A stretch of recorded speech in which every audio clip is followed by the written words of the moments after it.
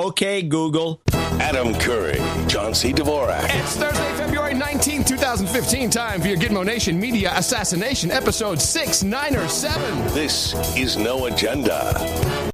Coughing up a lung here in the Crackpot condo, live from FEMA Region 6 in the capital of the Drone Star State, Austin, Texas. In the morning, everybody. I'm Adam Curry. And from northern Silicon Valley, where in these parts it's actually lunar year 4713, year of the sheep. I'm John C. Dvorak. It's Crackpot and Buzzkill in the morning. Oh, man. Guy's going to die on us. You can't make me laugh today. It happened right after the show on Sunday. What happened? Oh, my eyes rolled back in my head.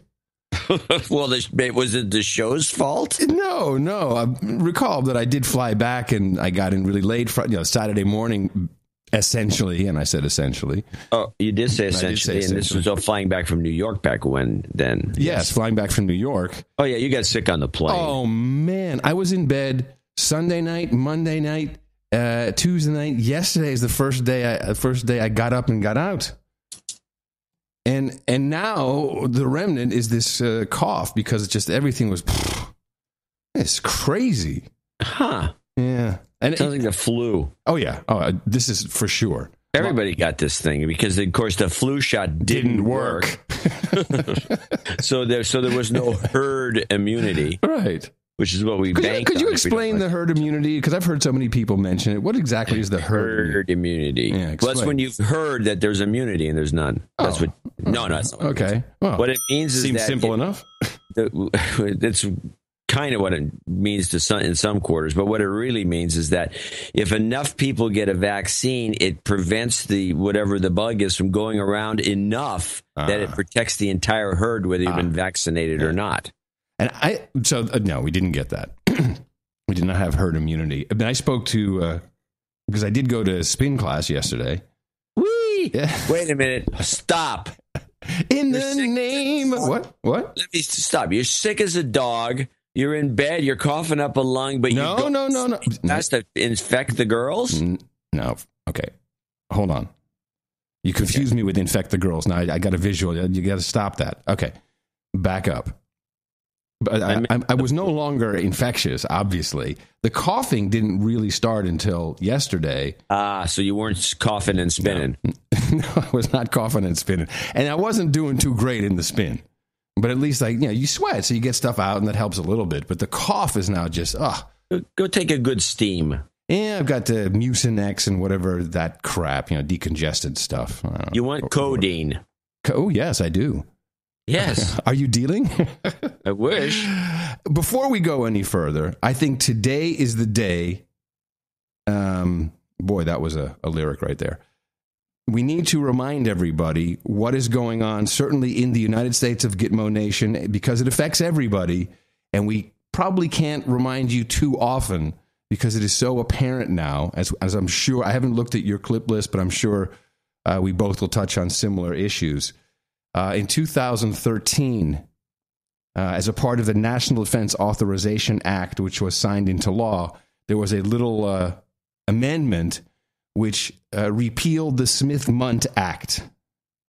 And for those of you who are new to the program, you have to understand the Smith-Mundt Act was set up specifically to forbid the government of the United States to use propaganda on its citizens. So that has now been open and free and available to the government as a tool for the better part of a year and a half. Yeah, you think they were paying attention to the Smith-Mundt Act 3 years ago? I don't think so. But now that seems like wow, okay. Now nobody can bust them, is what you're saying. I think no one was going to bust them anyway. This is the problem. This is why they repealed the act. It's because the public doesn't give a crap. Well, that's true. But now I think that, it seems like it's become so easy for them now, but they just look. Half of the White House spokeshole staff is on the news channels all the time, and these creating White House great staff is one group. The other half State is Department, CIA, State Department, everybody. Yeah, no, there's nobody. In fact, unless you turn to Al Jazeera or RT. Yeah, there you go. Sorry, I have to laugh. There you go. Yeah. I mean, unless you turn to those stations and even NewsHour, it's all government officials or ex-government officials or stooges for the government or phonies for the government. Yeah. You don't hear any professors. You don't get to hear Cohen, who only shows up on Democracy Now! Once in a while. Yeah. And of course, and even Democracy Now! Has a bunch of government stooges on it. And why do we want to hear the government stooges? Well, I'm sorry. We don't have a choice. This is what you get. But a very, very sad day, John. Very, very sad day in Stooge land. Yes. What happened? I need to stop. I need to be very careful what I wish for. We had Ashton Carter coming in as the new that guy. If you look at him and can't laugh, you're strong. You got more willpower than I do. By the way, his buddies call him Ash. Ash. Yeah, that's true. Ash. So the first thing he does, replaces our friend. Harf? No. Pasaki? No, he's not state. He's the defense. That guy? The guy with the... Kirby, Rear Admiral Kirby. So, but I mean, but Kirby got kicked out. And and I'm always harping on the guy, what a douchebag. And now I'm sad. And when you listen to this, where he's kind of announcing that he's, it's so bad that he doesn't even know when he's being replaced or who's going to replace him. He's almost crying at the podium. You got to listen to this. I feel really sad now that I wished him gone. Secretary Carter hasn't made a decision about who will be the next press secretary, so I wouldn't want to get ahead of any decisions that he hasn't made yet. No.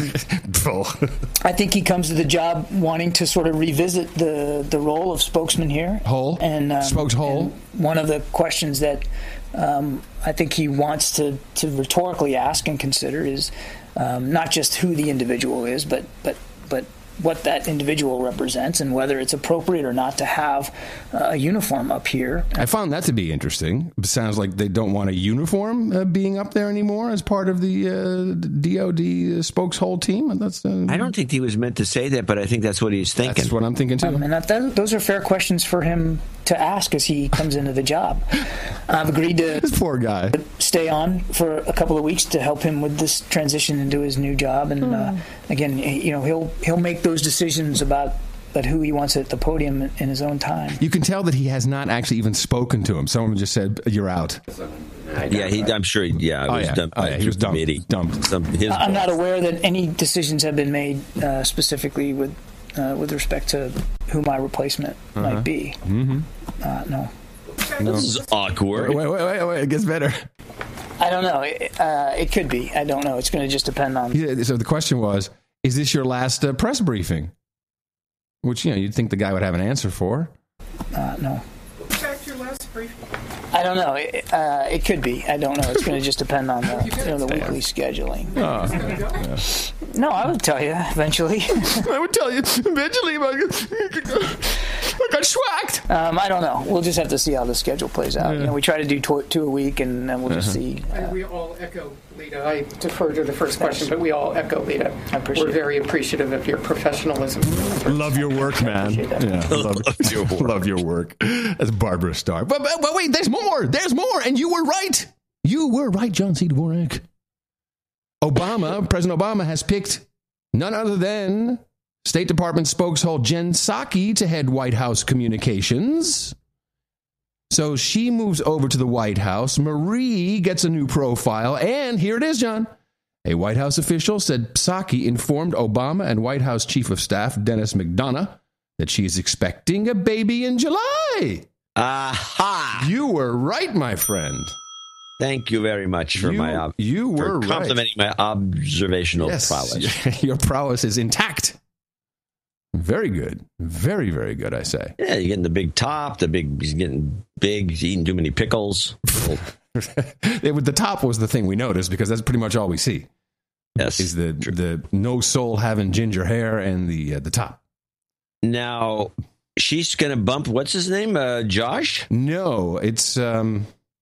No, she's not going to be the spokeshole. She is going to be head of communications, which I think is... She's going to be Josh's boss? Yes, spokeshole's boss, exactly. She will be replacing... Oh, she's got to be the worst boss in the world. Now she's pregnant? Oh, my God. Hey, that's misogynistic. Josh, just quit. You misogynistic prick, Dvorak. Oh, I'm sorry. Every woman out there knows I'm right, too. She replaces veteran Democratic media strategist Jennifer Palmieri. Oh, she's a known name, Palmieri. We all know that from somewhere. She's leaving the White House to join... Oh, of course, she's leaving the White House to join Clinton's likely presidential campaign. Oh, yeah, get on that bandwagon while you can. Well, before it goes over the cliff. Now, my guess about the Kirby thing, they're going to bring in a woman. Huh. Why? I think it's a trend. Trending. I think they want women up there because they can. I think it's a political thing. They get the women up there. It's a little the way the questioning goes is going to be a little different because people always go, "Oh, it's a woman. You're going to. Oh, you can't insult her. You know, only one guy can do that, and he's got Harf. Yeah, just a guess. So Harf. Now. Harf takes over. Harf takes over, but Harf full time. Well, but Harf has been on a profile-raising exercise. It was hard for anyone here in the United States of Gitmo Nation to miss. She went on Hardball on MSNBC, which of course is something that everybody missed because no one watches MSNBC. But this whole thing went viral. It's good practice. Very good practice, and I felt that the original appearance, which of course now no one saw the original appearance, pretty much. It was all just talking about, and she did a great job. What she did is, and you'll hear it in this clip, she said a lot of things, but at a certain point she says, we need to have jobs. So, this one's got a lot of But think about it. That's perfect. This is exactly what you want. Get her out more, because now if you scan the tweeters and the Facebooks, everyone's making jokes about, we should get them jobs. We should get them shovel-ready jobs. So it's distracted from everything. It's beautiful. Lightning rod. Yes, in her idiocy, she's become a genius. A genius. But we need to listen to this. It's a little on the long side, but we can stop and discuss it a couple points or dump out. But the things she's saying represent the thinking, certainly, of the State Department. She represents the State Department when she goes on these shows. By the way, her hair looks dynamite, I have to say. The color, the wave is really, it's someone, whoever's doing her hair is doing a killer job. Remember, we are television producers. This is why we talk about this stuff. But the ease at which she says certain things is just mind-boggling and flummoxed me. Marie Harf is with the American State Department. Marie, this is getting close. And I think the Italians, who had some land. And this, of course, is in the way he announces her. She's with the American State Department, which is incorrect. It's the United States State Department, or State Department, or Department of State. Department of State. Yeah. You could say a lot of different things, but the American State Department. I know. This is like, I don't know. And this is in reference to the Libya ISIS move, which we'll also talk about, of course, needs deconstruction. Northern Africa over the years before are beginning to feel them at their curbside now. And what do we do as Americans when we look at... American. He actually says Americans, doesn't he? He says Americans. What do we do as Americans? What do we do here as Americans? Are beginning to feel them at their curbside now. And what do we do as Americans when we look at 21 Christians beheaded for the purposes of humiliating us, the Christian world, the Western world? It's aimed at us, those pictures. Well, I think it just underscores for people that this isn't just a fight in Iraq and in Syria, and that it's not just a fight about dropping bombs on terrorists. It's really how we stop the causes that lead to extremism in a place like Libya. The fact that there's... Now, before we even go on, so she already has my attention by saying it's not just about dropping bombs on terrorists. That's so cavalier. She's from the State Department. Bombs dropping on people actually has a consequence. Death. I find it very easy the way she's talking about this stuff. There's no governance and there's no opportunity for young people. It lets groups like ISIL grow there and flourish there, which is what you saw with this awful situation with these Egyptians that you just mentioned. But this is a longer fight. It's fighting them on social media. Like you just said, these videos they produce are very technical. They're using social media to get converts. And do you notice how she accentuates using social media? This is a big, big push, and we'll see that later on in the president's violent extremist forum get-together shindig.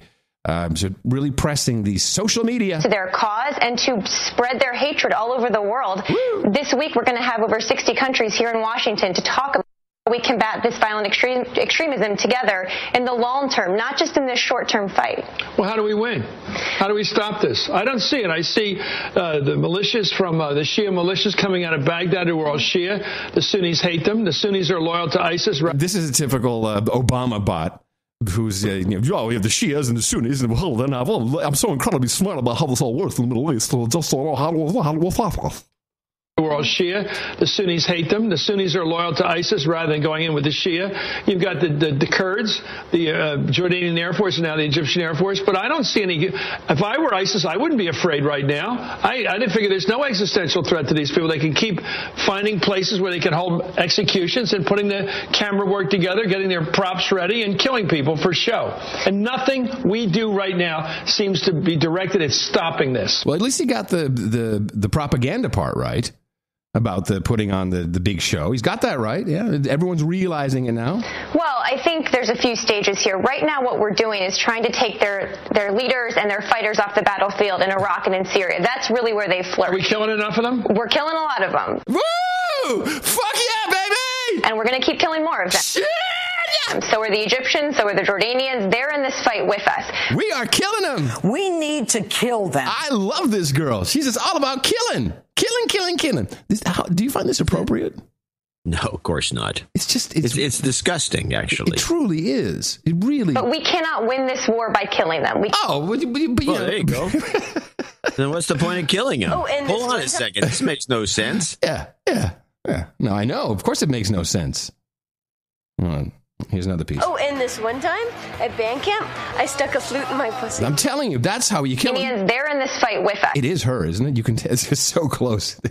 But we cannot win this war by killing them. We cannot kill our way out of this war. Now she's an expert on winning wars. Yeah, she's an expert. Hey, we can't win by killing people. No, that's not how you win a war. You don't just kill people. By the way, I got a lot of feedback from our military producers, military industrial complex producers. And of course, you cannot win a war anywhere just by dropping bombs on people. That's true. Killing is something different. She's saying killing. She's not just saying air attacks. Because, you can't secure anything without man and woman power on the ground. As they say, boots on the ground. We need, in the longer term, medium and longer term, to go after the root causes that leads people to join these groups, whether it's lack of opportunity for jobs. We're not going to be able to stop that in our lifetime or 50 lifetimes. There's always going to be poor people. There's always going to be poor Muslims. And as long as... Okay, so you get the idea of what I found so disgusting. But what is this really about? Why is she really on this show? Why is she doing the rounds?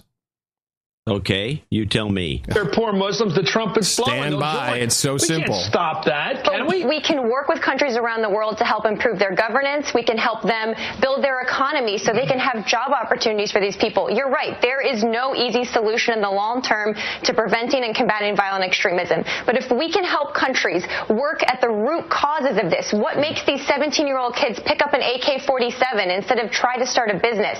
I love that. Wow. I have a choice.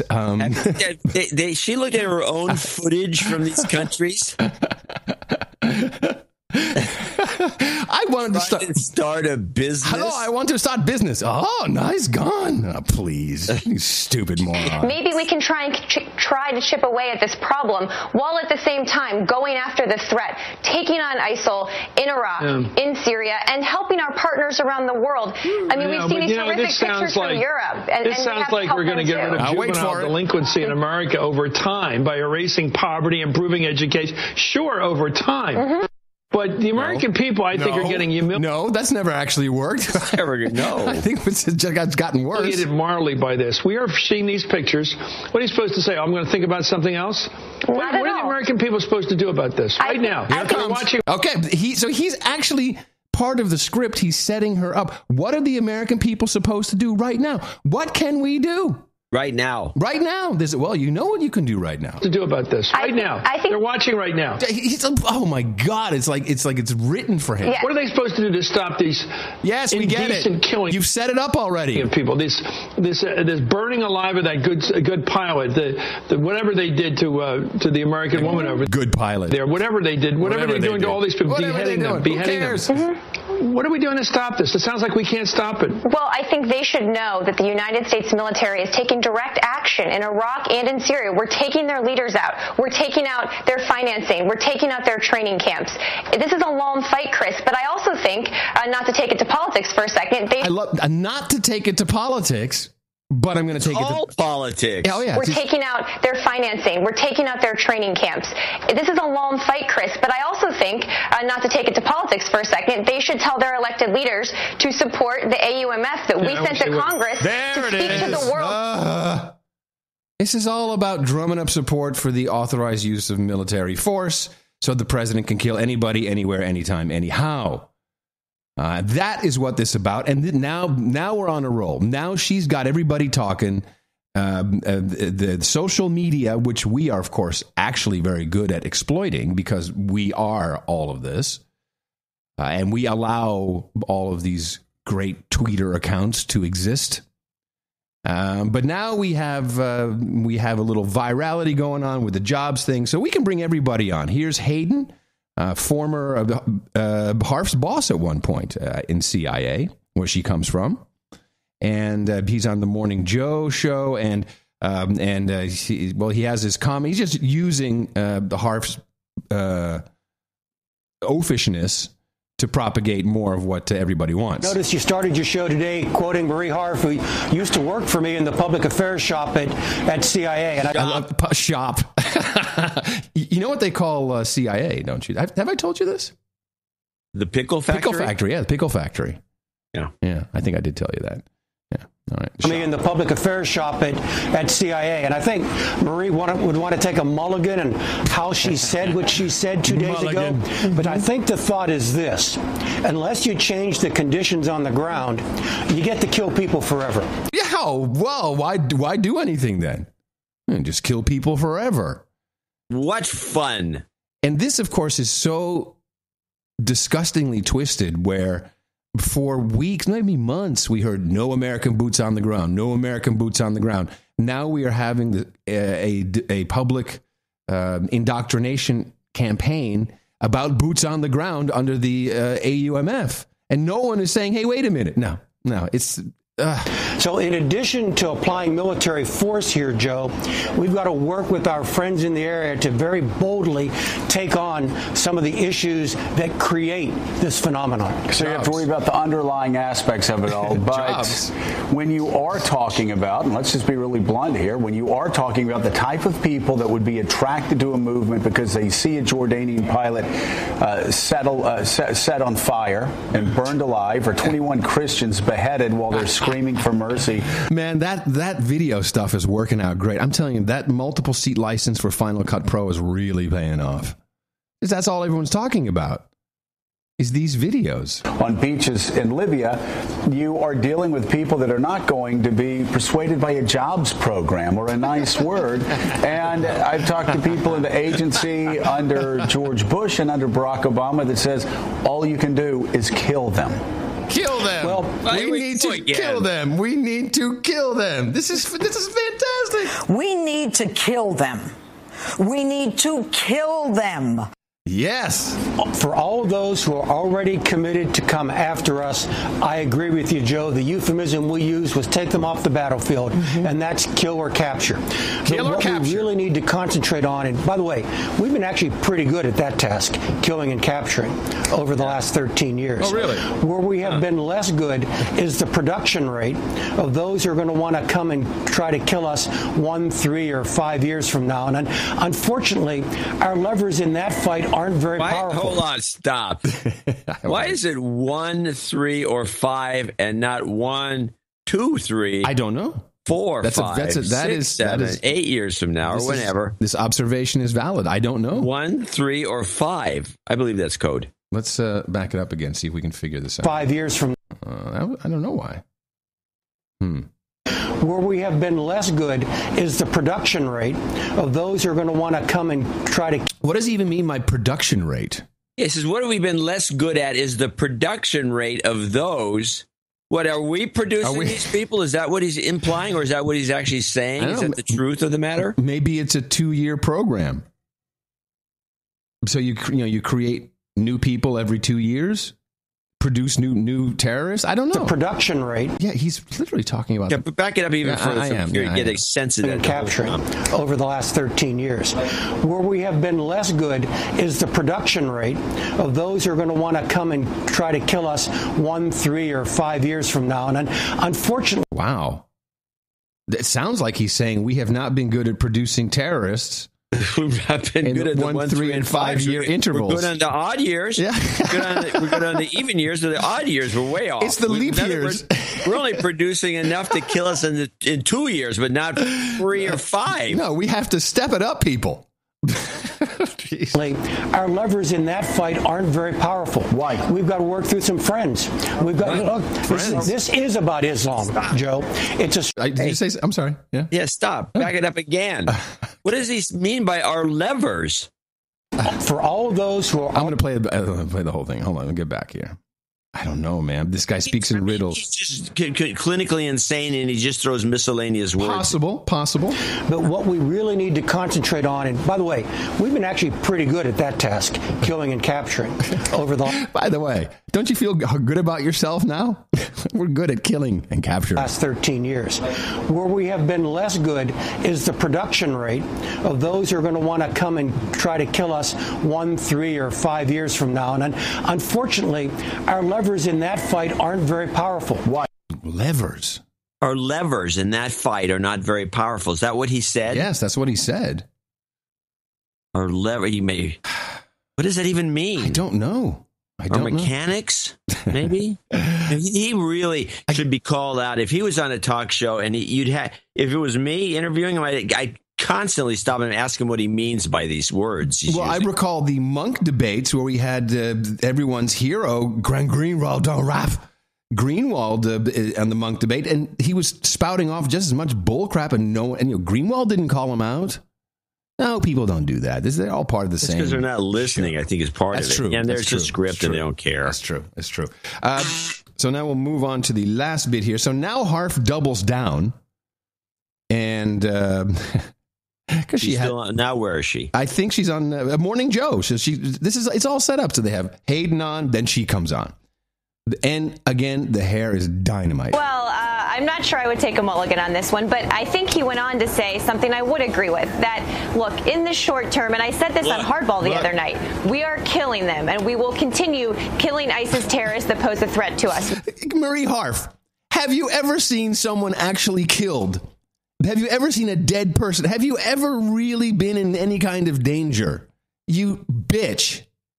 I can't have these people representing anything of my representation of government the way she talks.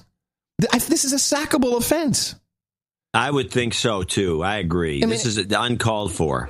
John McCain, She doesn't have blood dribbling down from her mouth. From the corner of her mouth. We'll kill them. We'll kill them.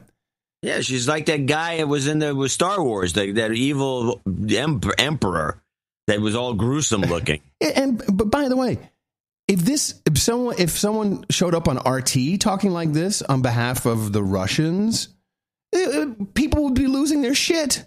Oh yeah. And this is not okay. This is not okay. A mulligan on this one, but I think he went on to say something I would agree with, that, look, in the short term, and I said this on Hardball the other night. I said this on Hardball because I'm a killer. We are killing them, and we will continue killing ISIS terrorists that pose a threat to us. I'm so proud right now. I've never been more proud to be an American than thinking about how we're killing them. It's so great. Yeah, and not just by a bullet in the head. No, we actually drone them where body parts fly all over the place, ripped to shreds. There's still life in them, and then someone comes along to save him. We fucking drone him again. I'm proud. Very good at that. I mean, General Hayden. And I'm proud of how good we are at it. And can speak to that better than anyone. But in the longer term, and this isn't specific to ISIL. Better than anyone, Hayden. That's right. But in the longer term, and this isn't specific to ISIL, military commanders, politicians of both parties, counterterrorism experts all agree that if you're going to prevent terrorist groups from spreading to other places and getting more recruits, you have to look at the root causes that can lead people to extremism. You have to do all of it. You have to take them on militarily, but you have to look at things like governance, like opportunity, so these groups aren't able to get more people to their cause. Absolutely. There's a need for a rescue mission. When the world is threatened, when the world needs help, it calls on America.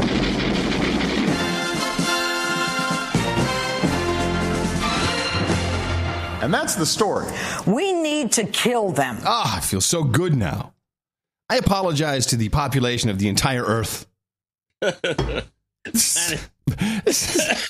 Earth, we apologize. Planet Earth, we're very, very sorry. For these bloodthirsty bastards that are running the place. Now, these bloodthirsty bastards, I mean, so here's where Smith-Mundt comes into effect, because there's no evidence. This is such a bold-faced lie, and it can only come from the people who clearly are now, I'm just going to say it, are being paid to broadcast this propaganda. This is Carol CNN, Facebook.com/Carol CNN. As ISIS continues to gain territory across the Middle East, the recruitment of young women to its ranks has become increasingly important to the group. And among the most highly sought-after targets, Western women. But how do you relay your message of jihad in a way Westerners understand? How can Westerners understand?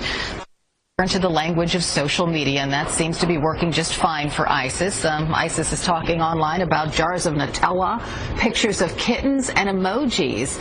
These three images are in part helping ISIS recruiters lure Westerners into their fight because they want people to believe their life on the battlefield isn't so different than yours. They actually eat Nutella, and I guess they have pet kittens. Okay. Couple things. What the fuck is where I need to start first. Sorry. But who actually, are there women who actually, that you can lure them in with Nutella and pictures of kittens? Because I need to try this, first of all. And second, I mean, put it in the book, John. Next. ISIS recruits via Tinder and Match.com. Swear to God, it's coming. Tinder. Well, first of all, we have to realize that if these guys are the extreme Islamic terrorists or whatever, however you want to call them, their attitudes towards women, at least by the script, the litany, what we're told and what we're led to believe, is very negative. Yeah. Women should be wearing these veils. They should be at home. They shouldn't go to school. All these major. Can you hold on? Okay, hold on 1 second. So how now? What are they going to be, soldiers? Alexa, add Nutella to shopping list. Okay, sorry. Very funny. I thought you'd like that. She actually did it, but you can't hear it in the background. I don't care. Yeah. It makes no sense. This is propaganda. This is 100% pure propaganda. That's what it is. It's just nuts. All right, I'm going to put also Facebook on this prediction of yours. What's the Facebook part? You made a prediction that they're going to start using social media. No, I said Tinder. And what's the Grindr? Christian Mingle. ChristianMingle.com. Hey, you want your head not chopped off? Join us. Wes Clark showed up, though. And he doesn't tell his old stories anymore. Oh, no. It's gotten much better. Wes Clark showed up on CNN, of course. This is where they all show up. This is the propaganda arm of the United States, or the State Department. I mean, the American State Department. Let's say the it right. American State Department.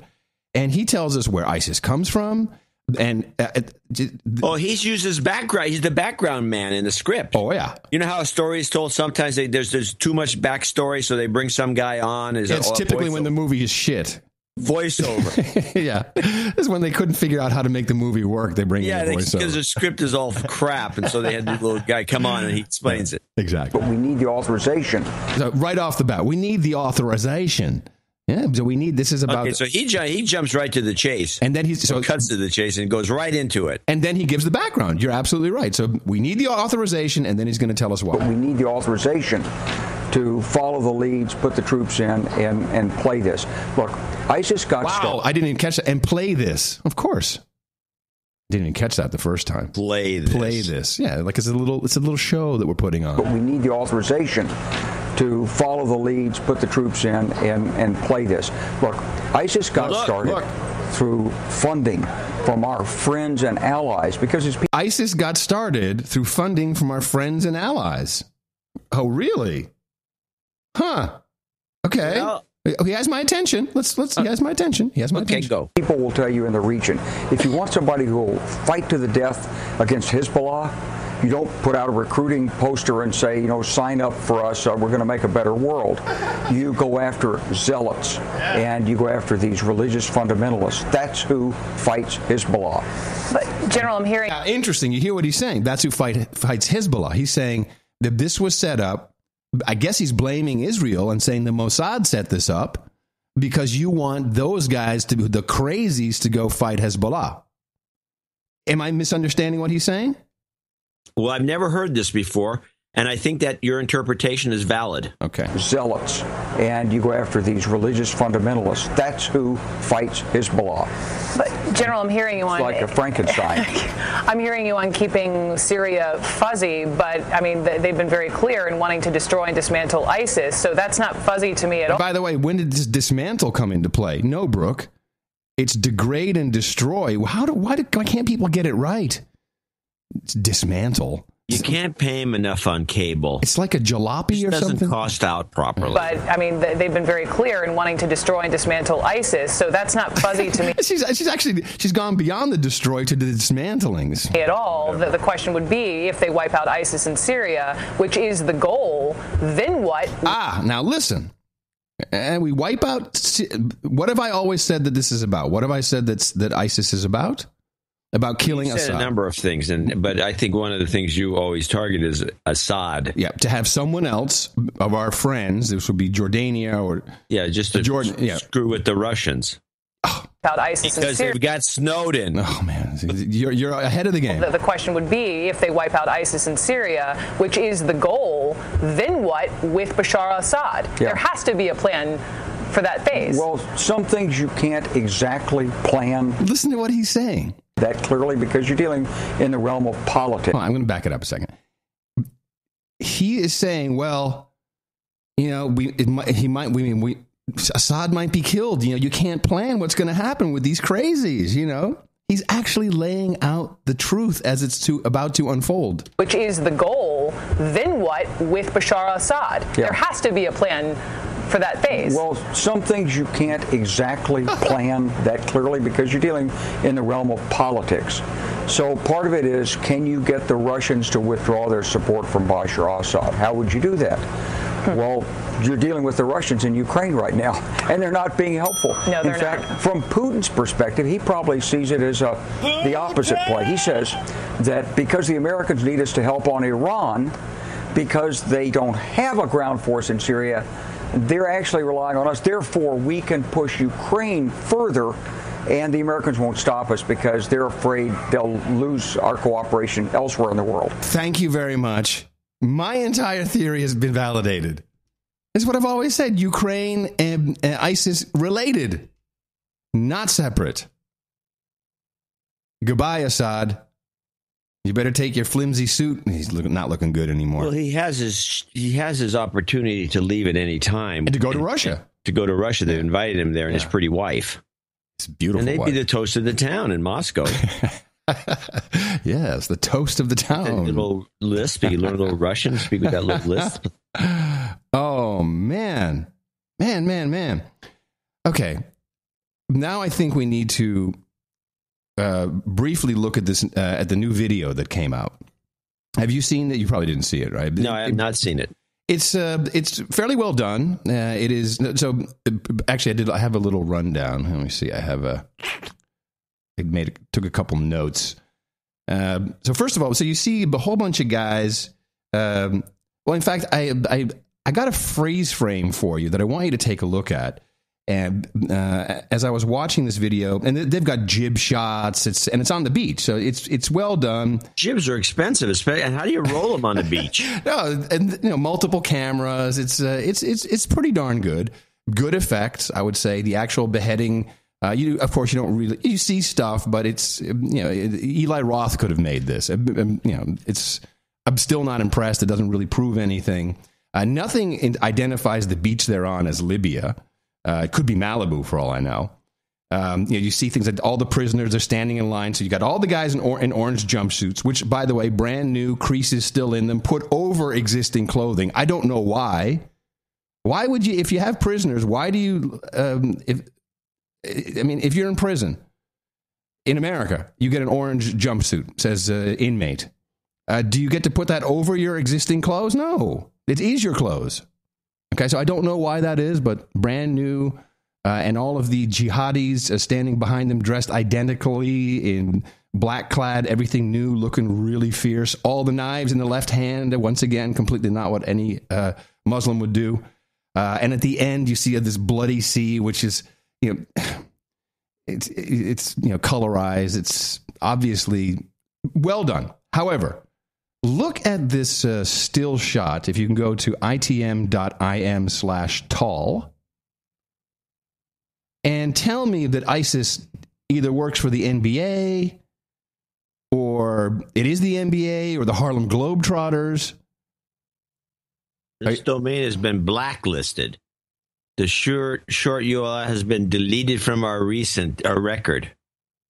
Really? Yeah. Okay, go to tall.noagendanotes.com. That's interesting. You got it? I'm typing. I have a microphone in front of me. Yeah. So it's kind of hard to type. Now, you see this? I got a screenshot from latest beheading video, Libya. Look at how tall these dudes are. Holy crap. Come on, man. And that's a Reuters photo, so come on. These guys are all like 6'5". Are ISIS fighters all six? The Coptics are all midgets. Or maybe that's doctored, or I don't know what that is. I don't see you'd be doctored. I think this, why would you bother doctors? It's easier just to walk a bunch of guys up and down the beach. Now, the uniforms, you're correct, are really new. Mm-hmm. On both sides. Mm-hmm. You'd think a guy would, where's this beach? What's the point of that? Well, the point is it's Libya, and the point is we're coming to Europe, and we're going to enter Europe via Italy. That's the point. If you're going to do propaganda, you would make it look as though you, the beheadee, mm-hmm. are a little mouse, and there's huge ISIS. You're right. Supermen are mm-hmm. lording it over, and they look at it, and the difference in size. Even though you notice it, I think most people would not have noticed this, but it's subtle. Yeah, it's not so subtle in this case, but it's a propaganda trick. Yeah, it's this propaganda trick. You're superior. You're like the master race. This one guy is at least 1.5 feet taller than the other guy. So why Libya? And I want to remind everybody that Libya, you didn't really hear much about Libya. Oh, yeah, you did. You saw, Clinton and Tony Blair. Our show, we kept up with Libya and started discussing, and this is a while ago, the airport bombings and the fact that there's no government there anymore and all the rest of it. Well, I'm going back even further when the United Nations came up with this resolution, because, of course, we had to get rid of Gaddafi. But you'll recall there was really nothing going on. Everything was kind of, every world leader was on photos with Gaddafi walking in the tent, walking out the tent. Everyone's like, hey, how you doing? Everything's great. And now we bombed them. We had that, with the United Nations, we led that. We had all the no-fly zone. We killed him. We got rid of everybody. And now we've got ISIS in Libya. Good job, everybody. Yay, UN. Fantastic. There's this group called the Quilliam Group, Quilliam. and they are a think tank, and they released a report. Actually, interesting, these guys. 2007, 3 former members of the Islamist group Hizb ut-Tahrir, one of the co-director and co-founder, Ed Hussein, he's now at Council on Foreign Relations. So it's obvious. Senior advisor Tony Blair. I mean, so it's actually he used to work for HSBC. I mean, these are shills, but they release a report, which I have here. It's marked up in the show notes for you. Libya, the strategic gateway for the Islamic State. And it's a translation and analysis of the Islamic State's recruitment propaganda for Libya. I think this is very key for us to understand, because how all of a sudden do these guys jump from Egypt up into Libya, and now they're going, and in the video they're threatening that they will once again fly the ISIS flag in Rome over the, the Vatican. You guys are great. So let's just read a couple things that I've highlighted here. Quilliam is the world's first counter-extremist think tank set up to address the unique challenges of citizenship, identity, and belonging in a globalized world. That's a little background on who these guys think they are. In light of the recent release and circulation of a video depicting the execution of 21 Egyptian Coptic Christians on a beach in Libya by militants claiming to be part of Islamic State, international attention has zoned in on the country as a new realm of jihadist activity. Interesting how this 15-page report gets banged out and released so quickly after this video. The timing is always interesting to me. In January, a prominent supporter of Islamic State who claimed to be in Libya uploaded a short essay titled Libya, the Strategic Gateway for the Islamic State. In it, the author lays down the reasons why Islamic State's jihad must expand to the country. Importantly, the document, which has remained until now untranslated in its Arabic language form, is not something for a Western audience. Its content is not an attempt to intimidate. Rather, it's intended for a regional jihadist audience. So what they've done is they've translated this so that we can understand it. And I think since it's all bullshit, I think we should at least understand what they're trying to communicate to us.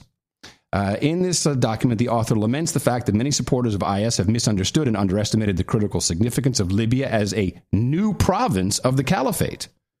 Isn't that great that we got Gaddafi out, made that province all clear? It lists the specific conditions which render this the case.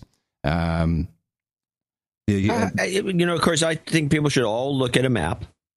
Yep. And try to figure out how these guys jumped from Iraq over Saudi Arabia, over Jordan, over they can fly. Over Israel, which is right there, over Egypt, over Sudan, wherever they're coming from, to get to Libya in the first place. Did they take there's no trains, because you got to cross the Suez Canal too. You got to cross that whole area where there is some mention of how that happened. They could swim. Well, what is said in the document is these were affiliates who then converted and swore allegiance to.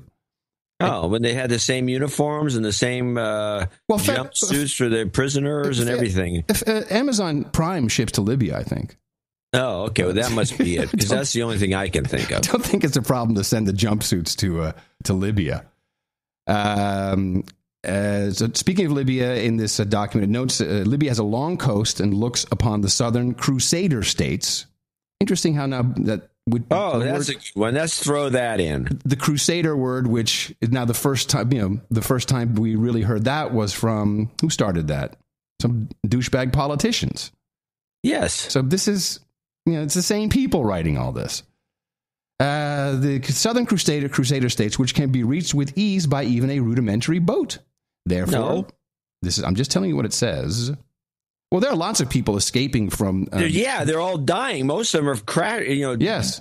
They're all drowning. It's not a minor thing to take the boat from Libya to Italy. It's not. Which is where they're headed, or Sicily. And Lampedusa is where there are thousands of refugees just piled up on top of each other. No one gives a crap in Europe. They don't want to know about it. Of course, the Italians do. Anyway, therefore, the opportunities that lie in the exploitation of human trafficking rings make Libya unparalleled as a launching platform for attacking European states and shipping lines. This is so good. With what? They've got no boats. They've got no planes. How are they going to attack anything?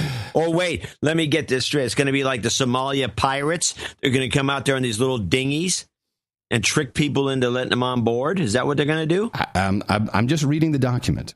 This document is bullcrap. Yeah, but it's important because this is the script. It's not going to actually. The document spends much time discussing the abundance of light, medium, and heavy munitions in Libya, both those that ended up in the hands of revolutionaries and those stockpiled by al-Qaddafi during his reign. And our CIA. Yes, in which he squandered all of Libya's oil revenues, which ranged between $30 and $45 billion a year upon the purchase of weapons. There was, of course, that weapon thing that he got screwed on, and we wouldn't refund his money. And this the document urgently calls upon jihadists to make their way to Libya as soon as possible before inaction means that the weapons are effectively surrendered to the Crusaders. And then there's just a whole bunch of instructions. There's Crusaders there now? Who are they? The Crusaders are us. We're fighting them, so we're the Crusaders. We're not really there. No. But okay. And you ask how they're going to, how they get around. I just read this. Yeah, how do they get from... This is a long trip, by the way. It's like, it's close to it's at least 800 miles, maybe 1,000. Well, here's what I got. The Obama administration is preparing to equip the so-called moderate Syrian rebels with the ability to order airstrikes. They're going to give them vehicles with radios so they can call in airstrikes from B-1B bombers. Does this sound right? No. And sound right. One of those things, it costs a fortune to operate. And as well as pickup trucks with mounted machine guns. Guess what pickup trucks we are going to be giving them? Fords. Toyota Hilux. Of course. The Toyota Hilux. That is the truck of terrorism. They should do their commercials that way. Before you go any further, play the Egypt-Libya crisis clip, which talks a little bit about Egypt getting involved in this. The president of Egypt called on the UN to form a coalition and intervene in Libya to fight the threat of Islamic State militants there. The request comes after the terrorist group beheaded 21 Egyptian Coptic Christians in Libya. President Abdel Fattah al-Sisi made his plea during a recorded audio interview that aired in Egypt today. What is going on in Libya could change this country into a breeding ground that will threaten the whole region, and not only Egypt. Egypt, the Mediterranean basin, and Europe have to deal with this problem because the mission was unaccomplished, was unfinished by our European friends. Someone's got to finish the job, Chuck. Yeah, that's the setup. And the job wasn't finished. Let's go back. Now, before I do that, little intervention. This showed up on, now I think this was BBC even. Let me see. The president of Sudan gave an interview, and The president of Sudan has warned that the fight against jihadist extremism must engage militants on an ideological level and not solely concentrate on military action against them.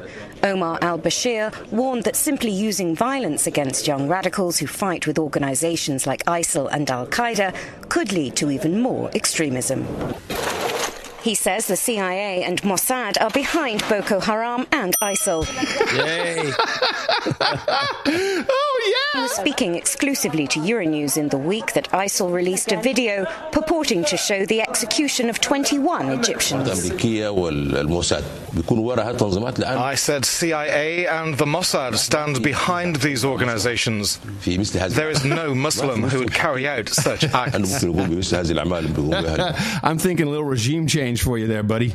Yeah, he's got short life. Don't get any hot tubs that has lids on it. Don't take any small planes. Please. This is a very bad idea. So the president holds this conference. Isn't that great? By the way, that's the clip of the day. You know what? I think I'll take it because it is kind of find of the day. It's pretty unbelievable, this guy. Clip of the day. Yeah, I mean, what is he thinking? What is he thinking? It's nothing I'd go on. Has he never heard of State? Has he never heard of Djibouti, where we have these, drones?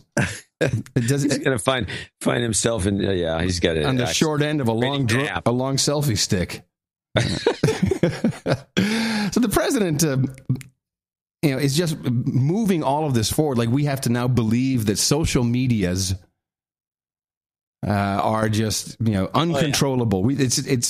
It's uncontrollable. Here he is. Uncontrollable. You can't stop it. Can't stop any of this. And these guys, by the way, I've heard this, that ISIL and ISIS, whatever you want to call them, advertising, whatever you want to call them, yeah, they are geniuses somehow. Yeah, in social media. We have to recognize that our best partners in all these efforts, the best people to help protect individuals from falling victim to extremist ideologies, are their own communities, their own family members. We have to be honest with ourselves. Terrorist groups like Al-Qaeda and ISIL deliberately target their propaganda in the hopes of reaching people who like kittens and Nutella. And brainwashing. Brainwashing. Wow, brainwashing. Young Muslims. Mm-hmm. Especially those who may be disillusioned or wrestling with their identity. Or have no jobs. That's the truth. Let's get some jobs going here in the United States. The high-quality videos, the online magazines. High-quality videos, online magazines. Use of social media. Woo! Terrorist Twitter accounts. Write that one down. Terrorist Twitter accounts. It's all designed to target today's young people online in cyberspace. It's working. Cyberspace. And by the way, the older people here, pay attention. As wise and respected as you may be, your stuff is often boring. Wow. Compared to what they're doing. Woo! Yeah, we need to kill us. Get a round of applause. Because they're all, this is a big... I'm asking you. I'm trying to explain. Because the people who went to this conference on violent extremism, first of all, it was thrown together. They're so happy. You get an invite from the White House, you get a hard on. Like, fine, I'm going to the White House. I'd like to know why it was thrown together. Since you are all over this, you must have some thoughts on why did this get thrown together? Exactly, you're right. It was thrown together at the last minute. Well, let's think about it. A bunch of bull crap. There was just Obama trying to keep himself from getting too involved if he can. Well, it's because his own people on the other side of the fence on that. Okay. What I think is we need the authorization for use of military force, and we need as many voices as possible, as many sound bites, as much influence to be exerted so that the American public goes, yeah, whatever, go ahead. So there's no backlash. And so backlash against Congress, which is already all in. Yeah, but no one wants to be singled out, and that's why it's a resolution. Make it very fuzzy and easy, and I think that's about it. They really need to get this going so that the president and the president alone. And we read the resolution to you. It's a couple pages, very simple, so it can kill anybody, anytime, anywhere at his pleasure. At his pleasure. You're not connected. And as a consequence, you are not connecting. So these terrorists are a threat, first and foremost. Hold on a second. What is he telling this audience that they're not connected? I'm guaranteeing that 90% of them have Facebook accounts. Sure. Half of them are on Twitter. Yeah, but they're boring. And they're all on LinkedIn. They're boring. What's he talking about? That they're boring. He said you're boring because they've got slick videos of throat slashing. If you back it up, he says you're boring, you're not connected. Okay. Well, that's what he said. Okay. No, I think he said a little because you're not connected. You're not connected. No. You're not connected. You're not connected, Adam. In cyberspace. Let's listen. And by the way, the older people here. Hello, ageism. What is that? What is older people? 90? I don't know. People are in his audience. The older people, you suck. Because you're too old to know social media or something. It's ageism. As wise and respected as you may be. Well, of course, I feel good now. Your stuff is often boring. Often boring. Compared to what they're doing. By your stuff. Well, let's listen. He says compared to, hold on, let's listen. Compared to what they're doing. Compared to what they're doing. Making shit video? You're not connected. No, you're not connected because you're still on dial-up. You AOL people. And as a consequence, you are not connecting. Ooh. So these terrorists are a threat, first and foremost, to the communities that they target, which means... he just jumped over that one. Yeah. You're boring, you're not connected, so therefore you're not connecting. Oh, that's a good one. That's very creative. You're not connected, so you're not connecting. And then he just drops it. Well, again, who is really in this audience? Bull crap. Yeah. Everybody in that audience is connected. Yeah, of course it is. And why is this bullshit? Huh? Why is their stuff boring? What's boring about their stuff? What is their stuff? What's he talking about? You're really asking all the right questions. It's just I can't answer them for you because it's bullcrap. First and foremost to the communities that they target, which means communities have to take the lead in protecting themselves. Woo. And that is true here in America as it's true anywhere else. Okay. Now let me ask you a question. So amidst all of this social media fear that we've been going through, we hear now that ISIL had 40 children in a cage. They're going to burn them alive. They're just burning people. They want to just burning people. I don't understand how in the same day you can say that they're burning people while you have this report. With ISIS locked in battle with Iraqi forces in al-Baghdadi, eyewitness accounts from the western Iraqi town claim the terror group is burning the bodies of soldiers and tribesmen killed in the fighting to desecrate them.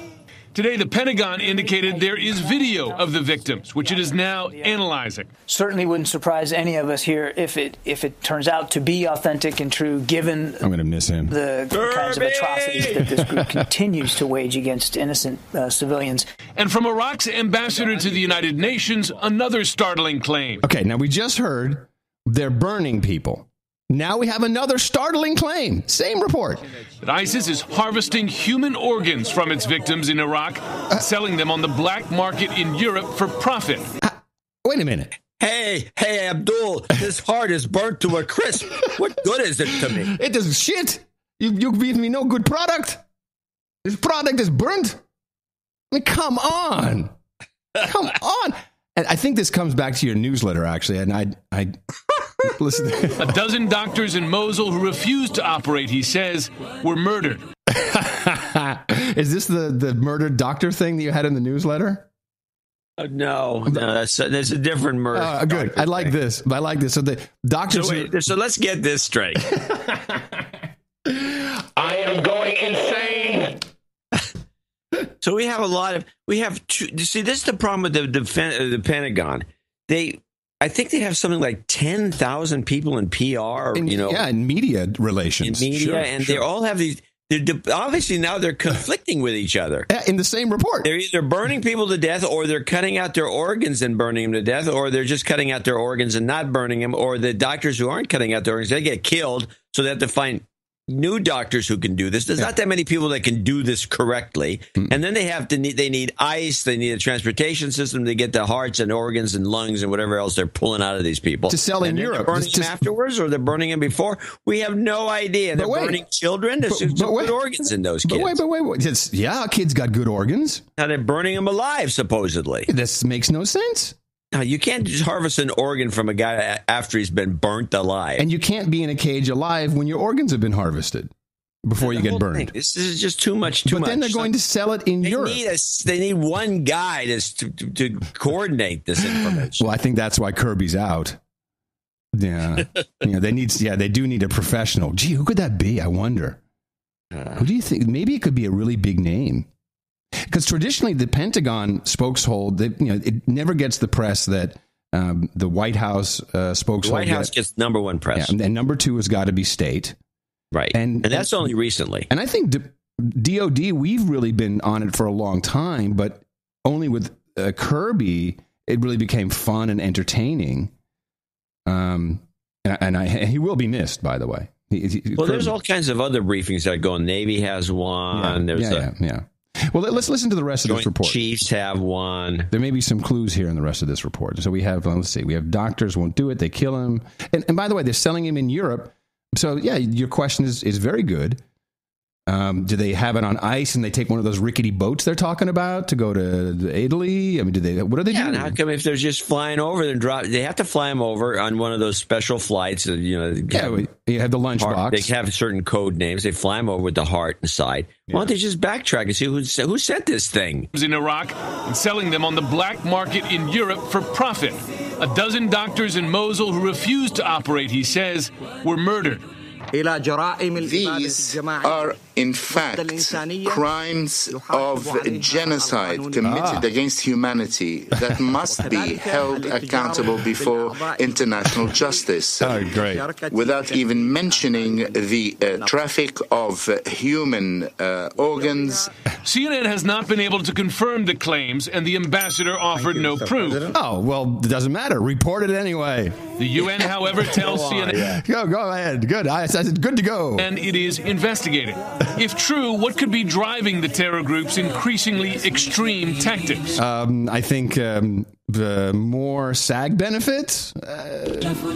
ISIS financing has suffered as the U.S.-led air campaign has destroyed many of the group's lucrative oil facilities. Oh, I didn't know that. I heard one half mini refinery, and then they show a big black and white picture of some explosion. Oh, that must be a refinery. And while ISIS recruiting remains strong, more and more attracting women and highly educated people, these extreme atrocities often film women. There goes the jobs theory.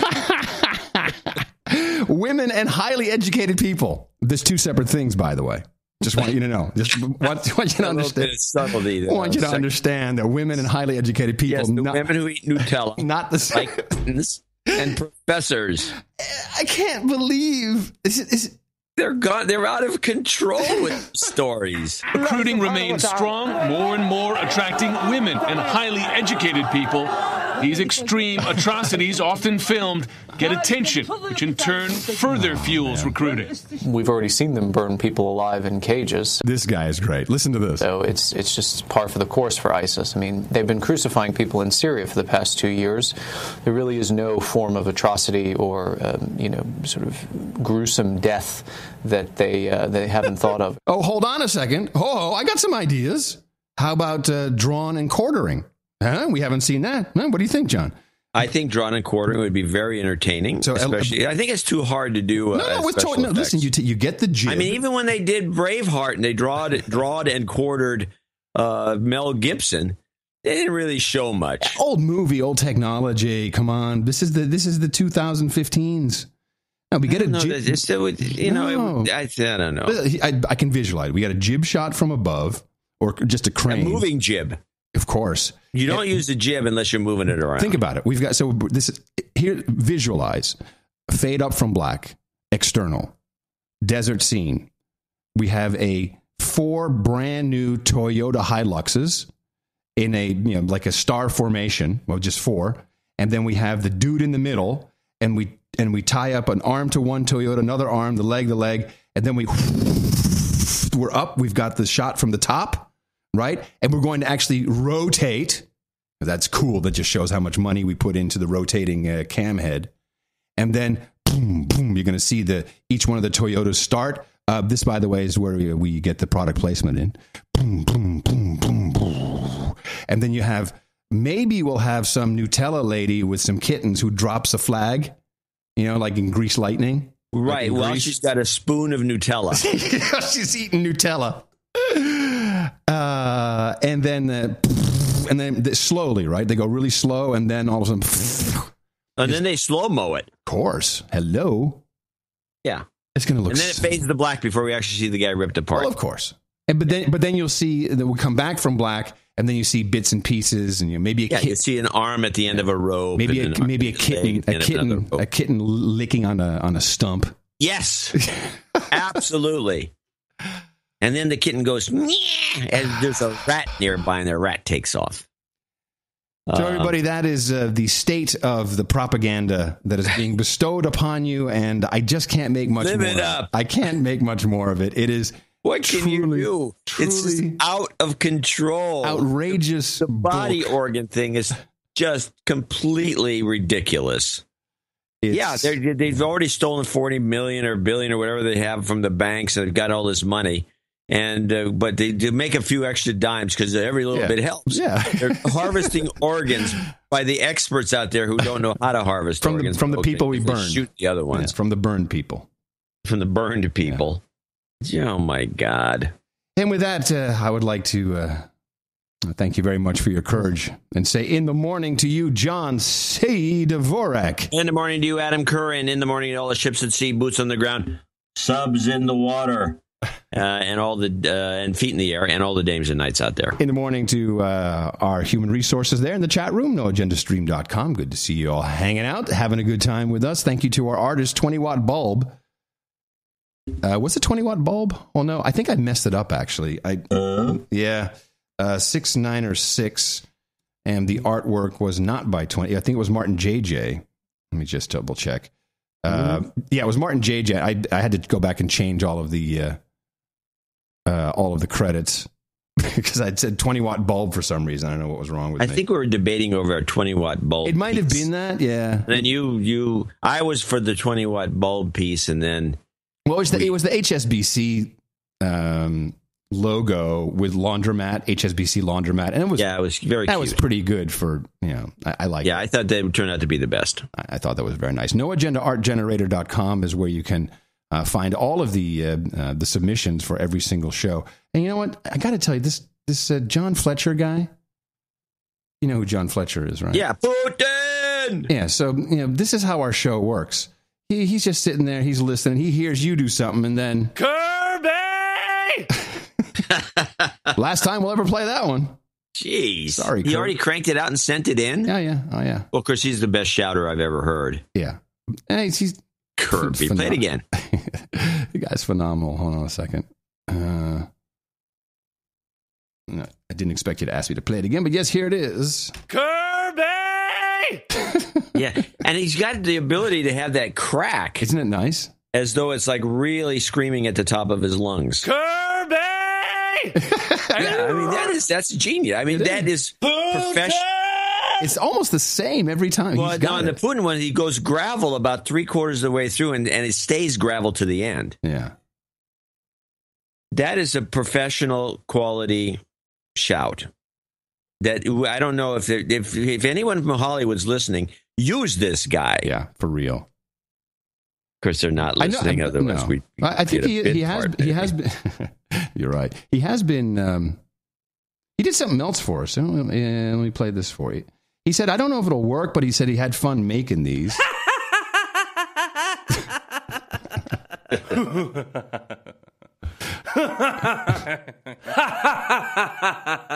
He could get work, man. Yeah, no, that's professional quality laugh. He can get work. Yeah, he could. Yeah. I mean, put together, he can do. There's a lot of these things that are, you can get them from the sound trading groups and also the people who sell these things. Mm-hmm. I'm a member of one sound trading group, and I contribute things. Yeah, I contributed the Birds of Holland. Oh, it's recordings. That's what it is. Yeah, recordings of stuff. I have a little rig, a little stereo rig. I can go record stuff. I just put a new rig together. I'm going to get the train that goes past and I want to hear it coming and going in the other direction.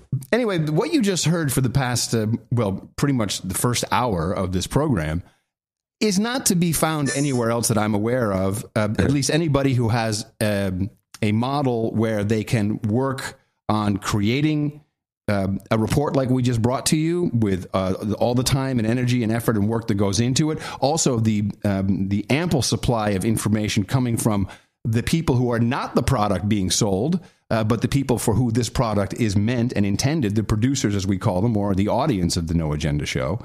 And because we are funded purely by donations and support from the program, which we rightly call them producers, and the people who come in with the higher amounts are executive producers for each episode or associate executive producers, just like Hollywood, except we don't go to the ad route, which is why, we remain podcasters, but, at least you can get some real deconstruction of what is being propagated or pressed upon you.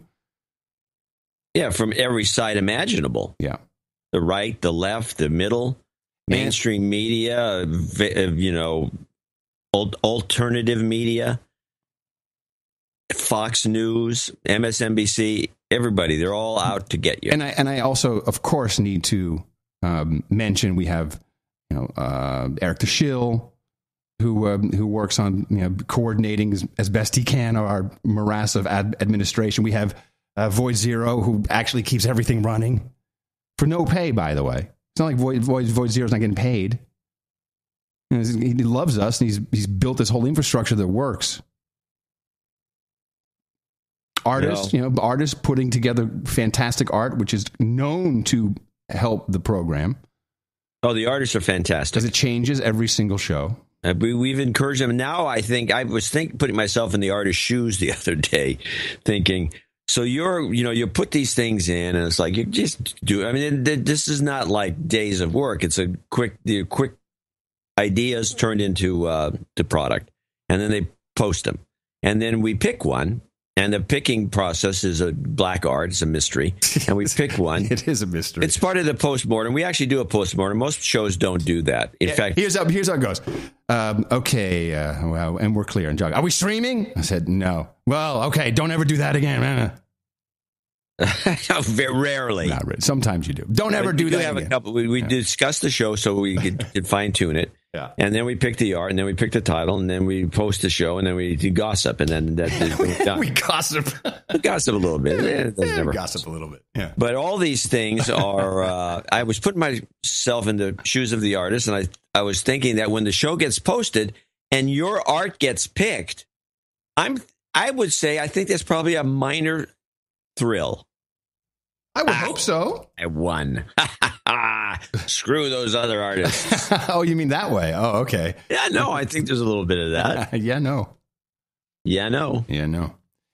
Let's thank a few people for being executive producers, 1, and associate executive producers, 4. The number 1 executive producer is Omar Anonymous from Long Island.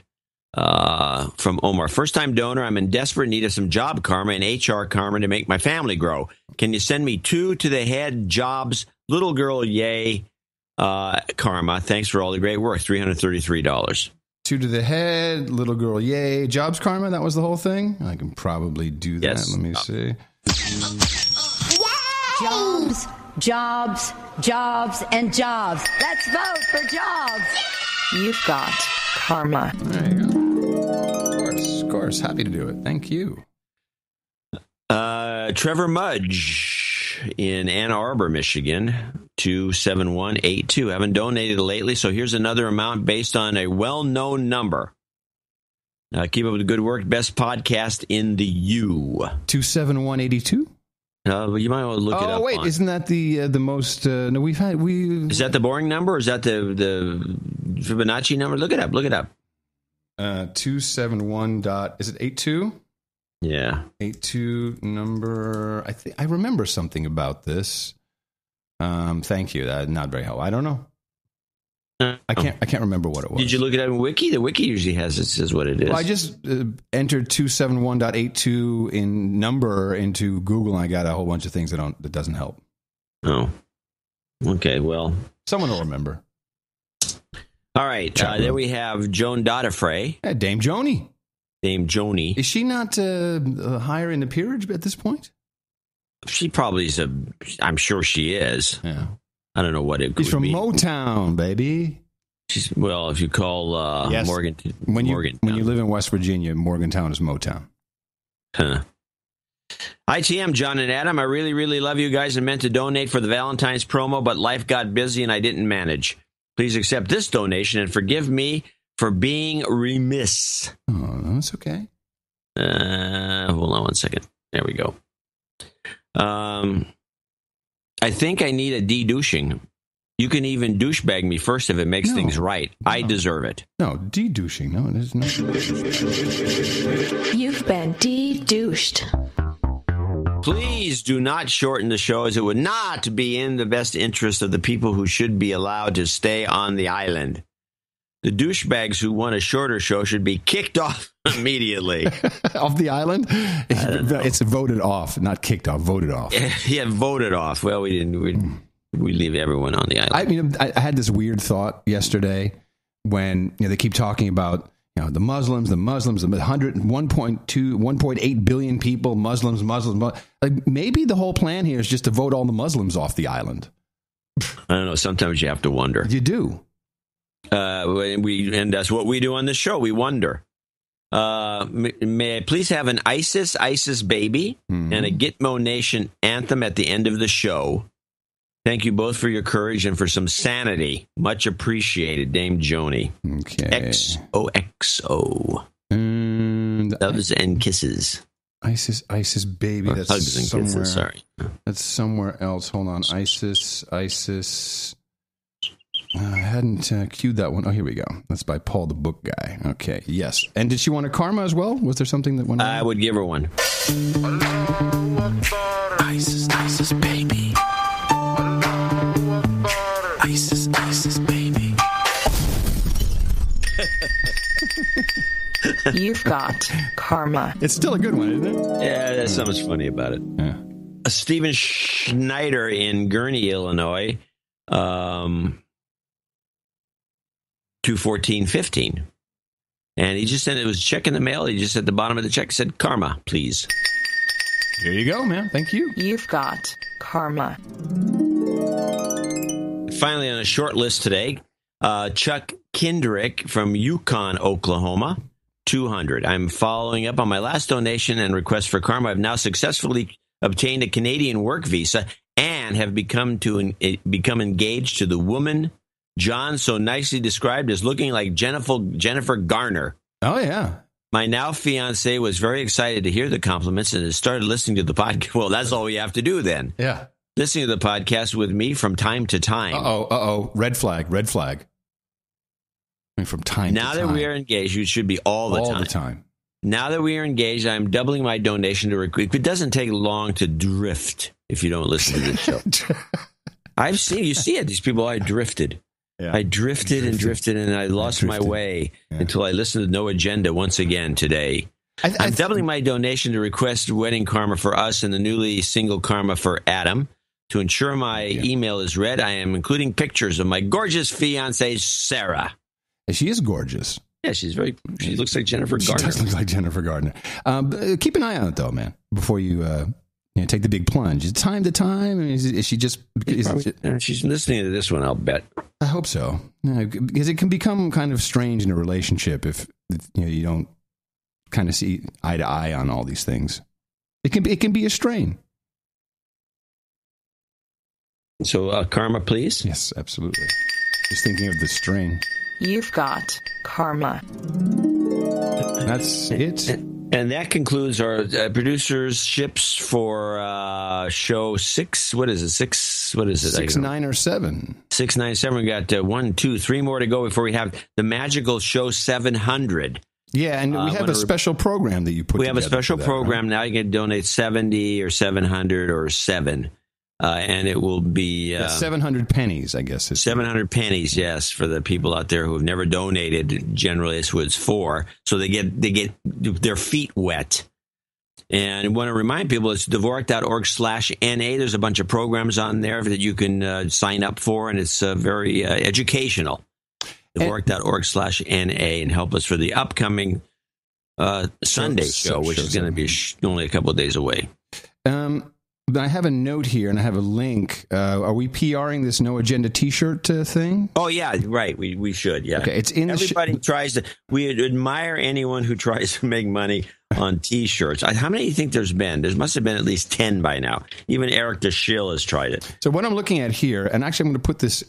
so the link is in... I'm afraid now to use the itm.im URL shortener, because that apparently doesn't work anymore. This is on Teespring. So the link will be in the show notes. It's some nice shirts. They've got, let's see, this is the No Agenda logo on one, the noagendashow.com on the back, then Crackpot and Buzzkill, producer of the best podcast in the universe. Let's see, there's a producer, like a football jersey with number 33 on the back, Shut Up Slave, a barcode, which is always my favorite, with slave underneath it, a smiley face with a big X on the mouth, Shut Up Slave. It's some nice things. Who made this? I don't know. Here it is. Any chance you guys can give? This is Alan Woodyard. Any chance you guys can spread the word about the No Agenda T-shirts tomorrow? Proceeds are going to Show 700. The only ones that meet the minimums will be printed, so they're not going to all be printed. And right now, that's looking like only 2, maybe 3 designs. And it's teespring.com/stores/NA shirts. Capital NA shirts. Yeah, capital NA shirts. I would like him to make an additional one if he can. I think for the upcoming Hot Pockets tour, we have a subtitle. It's Hot Pockets, the Tour of Tears. I thought it was a tour of sorrow. No, I think Tour of Tears is Tour of Tears. I like sorrow better, personally. Well, that's what I'll tell you. Well, let's leave it up to the artists. Yes, a contest for the artists. Let the artists do a thing for you. And by the way, we need a 700 show, some 700 show art. Ooh, yes. Yes. I can use it in the newsletter immediately. All right, everybody. Thank you so much. Now, wait, before you finish, I do have to get one guy. One guy called my brother for not donating and gave a shout out to his podcast. I also requested some jingles while donating 2, 3, 4, 5, 6.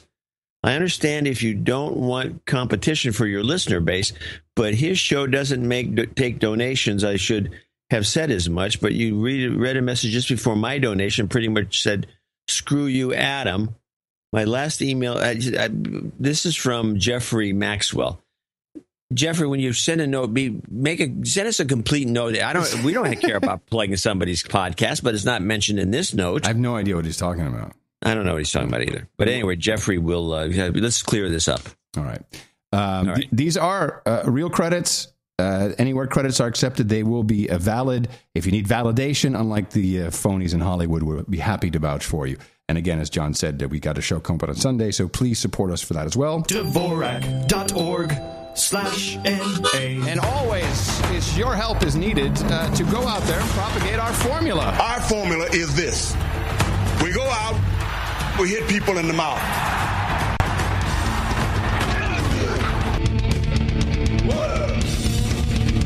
Shut up, slave. Shut up, slave.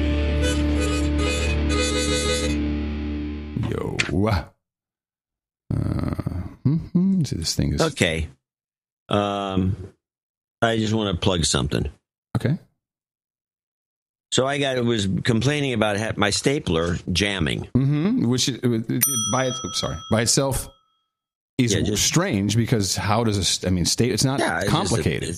I figure staplers are junk.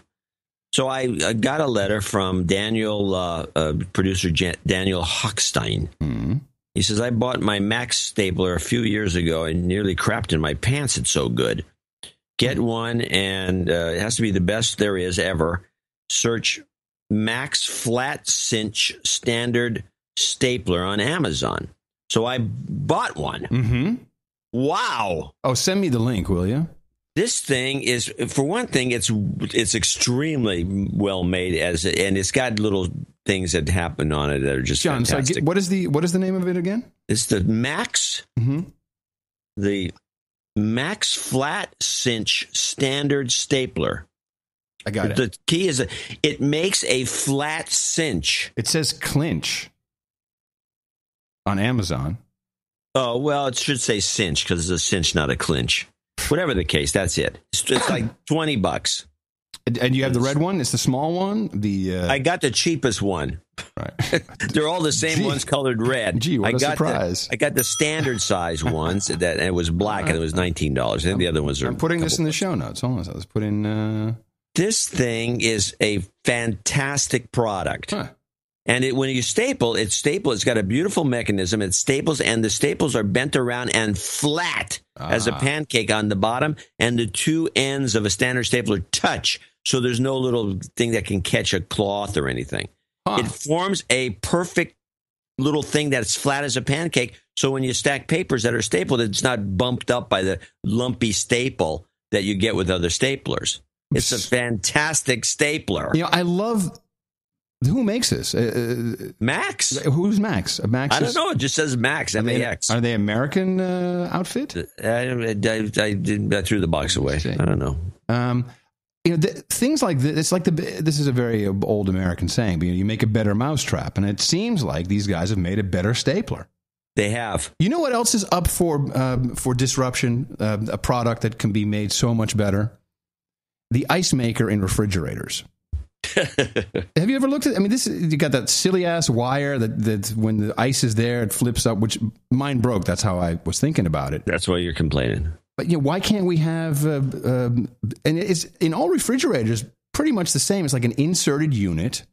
And it's a very simple way of making one type of ice cubes. Why can't you have like the big round ball? You can choose. You should have different options, different kinds of ice cubes. I think it's up for. It would be a product that could be disrupted. It could be a better mousetrap.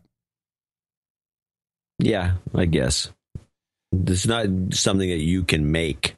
You have to be part of a larger organization to make that happen. You have to be an engineer in a refrigerator company. Or you could have a podcast with a whole bunch of people who know how to do this stuff, like 3D printers. And we can build a refrigerator to take on Sub-Zero. I don't know about that.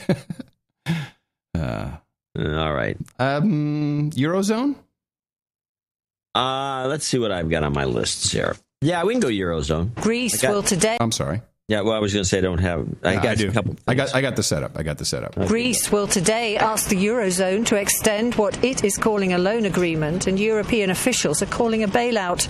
Negotiations between the Greek government and the Eurogroup have continued since Monday, when Athens rejected the prospect of more bailout funds and the accompanying austerity measures.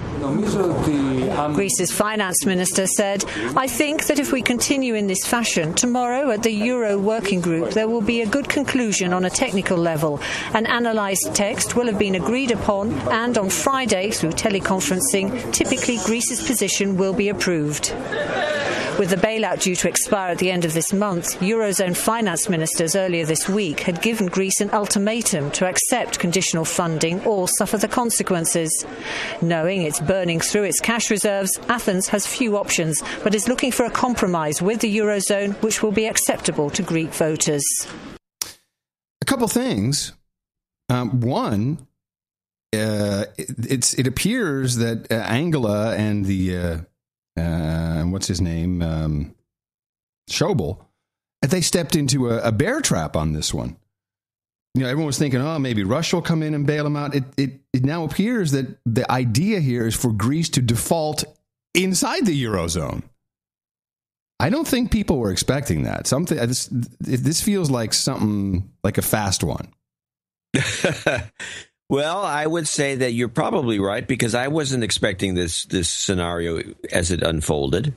It's a very interesting play that's going on, and the Germans. It was almost like this reminds me of the red line in the sand kind of thing that Obama did with the chemical weapons. Mm-hmm. If they cross it, we're going to do this and that. They didn't do anything, of course, because of course there's other reasons. But this is, I think, Germany should have shut up about this when it first began, instead of being so adamant.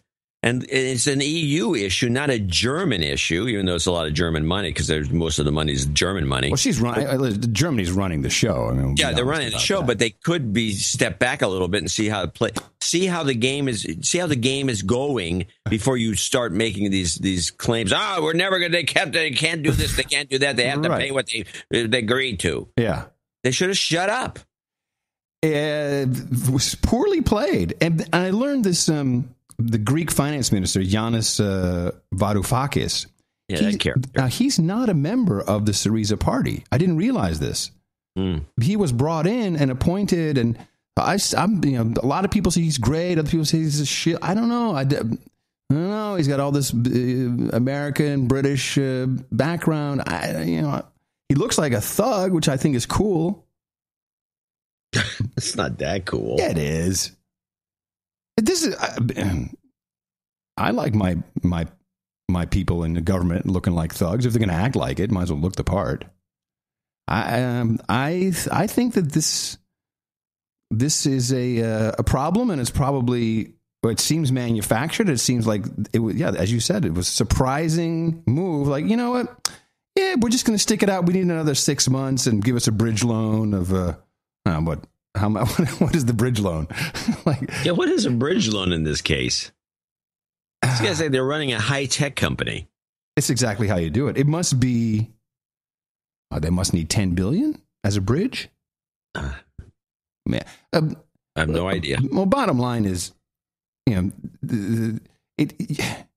can't. They can't just default by Greece themselves inside the Eurozone. It just doesn't work that way. So the whole idea of Grexit was a red herring. They're not going to exit. They're just going to blow it up inside. Well, I don't know. Yeah. I don't know. We're not exiting. But ultimately, the way this was set up, and I think this is why I think this Thug guy, by the way, who seems to be pretty adept. Mm-hmm. At some point, somebody said, no, we can't exit the Eurozone. It would not be good for us. What we want to do is stay in. They had this rationale. We could benefit from staying in. And so they're staying in. Well, ultimately, by staying in, the EU has to deal with them. And they can't kick them out. In fact, I went back and read my notes. This show started back in the day when, for me, it was reading the Lisbon Treaty, which I had, the public was being told something completely different about EU. And I read the Lisbon Treaty and the protocols that go along with it. It specifically states in the documentation of the Lisbon Treaty itself, there is no way to exit the EU. There is no way. You see. There's no mechanism. That's why there's no way. There is no mechanism. And let me see. There is Article 50, which is, I think, what the UK is talking about using. It still takes 2 years notice. You have to, send all the. There's a bunch of paperwork. It's a divorce, a bunch of paperwork. And Article 50 has some provisions that could be, but still things have to be added. But you can't just say we're out. We don't want to do it anymore. It is not possible according to the treaty that has made the EU. Deliberately designed as an irreversible move. That's why there will be a civil war sometime in the future, because these countries just. I mean, I could be wrong. It's not like Germany hasn't screwed Greece in the past. And there's also the France-Germany impasse. I mean, these two countries are not culturally similar. Somehow, what I see happening, and of course I hear a lot of European news because my ear is tuned to it because of my European background. It's quite interesting to see all of this fear, all of the Muslims killing people. Italy is now we're guarding tourist attractions. Everyone is on high alert. We're all afraid. We're all going to be killed. There's no more money. Everything's blowing up. And you think, well, how could that ever happen? World War II, that would never happen again. And as it turns out, I think it can. I was raised to believe that these things just was impossible. That's the way they felt after World War I. I know. The Great War. It was the war to end all wars. But now we have internet and we know people. Every war is a little different, so this one will be. What do you think it will be? I think we've talked about this. Well, I've always believed it'd just be another beef between France and Germany at some point. Right, but will we actually be going into this? It's never been resolved until one country takes the other country and takes it over. I don't think that's even possible. Will we see German troops in the streets of Marseille? I mean, what could be French troops in the streets of Berlin? Yeah, it's also possible. Depends on who gets troops first. I mean, don't forget the French have the A-bomb. And the Germans don't. Right. Just keeping with the politics and fear-mongering, I found this to be abhorrent. Gitmo Nation East, known as our beta testing ground for all things propaganda and telling the slaves to shut up in the UK, Channel 4 is coming out with a mockumentary. Don't they have elections coming up sometime? Soon, or they always seem to have something happening. Bottom line, what's Channel 4? Channel 4 in the UK. Oh, okay. Yeah. The UKIP is, of course, growing with leaps and bounds. You and I have always thought very highly of Nigel Farage, certainly in European Parliament. He's great show material. He's always funny. He's always on point. They've tried to kill him a couple times. Whenever we do this, we get just an influx of letters of how he's racist, they're horrible, just sucks. But meanwhile, the British people seem to keep voting for UKIP. And now Channel 4 has done something which I can't believe that this goes on, but they created a mockumentary, what the UK would be like after 100 days of UKIP being the majority party and running the country. This is talk about partisan. This is with Nigel Farage as prime minister. Sure. And so I had Which could happen. Oh yeah, and this is meant to scare the shit out of people. Welcome back to General Election 2015. Imagine a future. And the winner is UKIP. In which UKIP come to power. Nigel Farage has declared victory. See the new Prime Minister driving in. It is a disappointing result. It is gutting. We've been told that UKIP will roll out a series of bold policies over their first 100 days in office. UKIP have spoken and delivered just about the most extraordinary result. A one-off drama. UKIP, the first 100 days, Monday at 9 on 4. I'll promise you one thing. You ain't seen nothing yet. It's carnage. So this is a series? No, I think it's a one-off. A one-off. So that you haven't seen it yet. It hasn't been released. No, it hasn't come out yet. But a lot of people complaining about this. Hey, wait a minute. And it really, you have to see the actual promo. The video adds a lot to it. Headlines, newspaper headlines of all the horrible things that UKIP will do. They're going to ruin everything. For them, they're racists. Now, I have another thing, and then I just want to stop and rest for a moment. But I got to get all this stuff out. Holder, who did he resign? Eric Holder, our Attorney General. He seems like he still thinks he's in office because he's out giving speeches. By the way, you brought this up some time ago, and now I'm actually annoyed by it, which is this continuation of calling somebody what they were before. I watched the Saturday Night Live thing, which was a very. I missed that. It was good. They have some good bits. A lot of friends of mine worked on that show. Just a bunch of people, patting each other on the back. Right. But there was. Let me guess. A lot of Brian Williams jokes. There was not a lot, but a few. Of course. Okay. And they had a Cosby joke too. Good. But they had Sarah Palin in the audience, and they were doing a question and answer. Someone says, and Tina Fey, what would you like to know? It's Sarah Palin. Ho, ho, ho. Oh, I'm sorry, Governor. Oh, I see what you're saying. Yes. Governor Palin's here. Yes. And I'm thinking, she's not the governor. And I thought about this because you complained about this. Clinton is called President Clinton. That's not what he is. He's not the president. He's former President Clinton. And I remember when I was a kid, that's the way it was done. It would be former President Clinton, and they would call him, sir, or they'd go, your honor, or something. There'd be a lot of terms, but you wouldn't call him president because he's not the president. Uncle Don is always referred to by people as Ambassador Greg. Yeah. Well, if you're referred that way, you probably don't say anything. Shit, I just don't want to be referred to as. I gave some speeches in Brazil. And they always introduced me as Dr. Dvorak.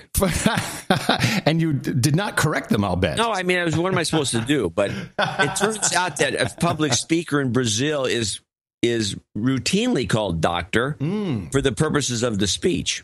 And I think in some cultures that you're just called, whatever, you're giving a speech, thus you get the moniker. Well, he still is the Attorney General. Is he not? They put the other woman in, or maybe she's still under advisement. Did they confirm her? Drilled her and approved her. Let's take a look. Hold on a second. Let's look it up. We definitely need to check this out. Consult the Book of Knowledge. Attorney General. We'll just do a simple little. I don't know if she got, it's so hard to keep track of. Let's see, the United States Attorney General, go to the wikis. The wiki says it's still Eric Holder. Yeah. What's taking so long? I don't know. Anyway, Attorney General Eric Holder, who he has an eye problem, his left eye. I don't know if someone schwacked him on the eye or. Yeah, he's got a loose eye. He's got a loose eye. What is it called? There's a name for that. A sty. No. He's got a eyeball issue. He's got a lazy eye. Lazy eye. His left eye is a lazy eye. So if he's tired, he starts to wander around. I think he should wear an eye patch. That would ahoy.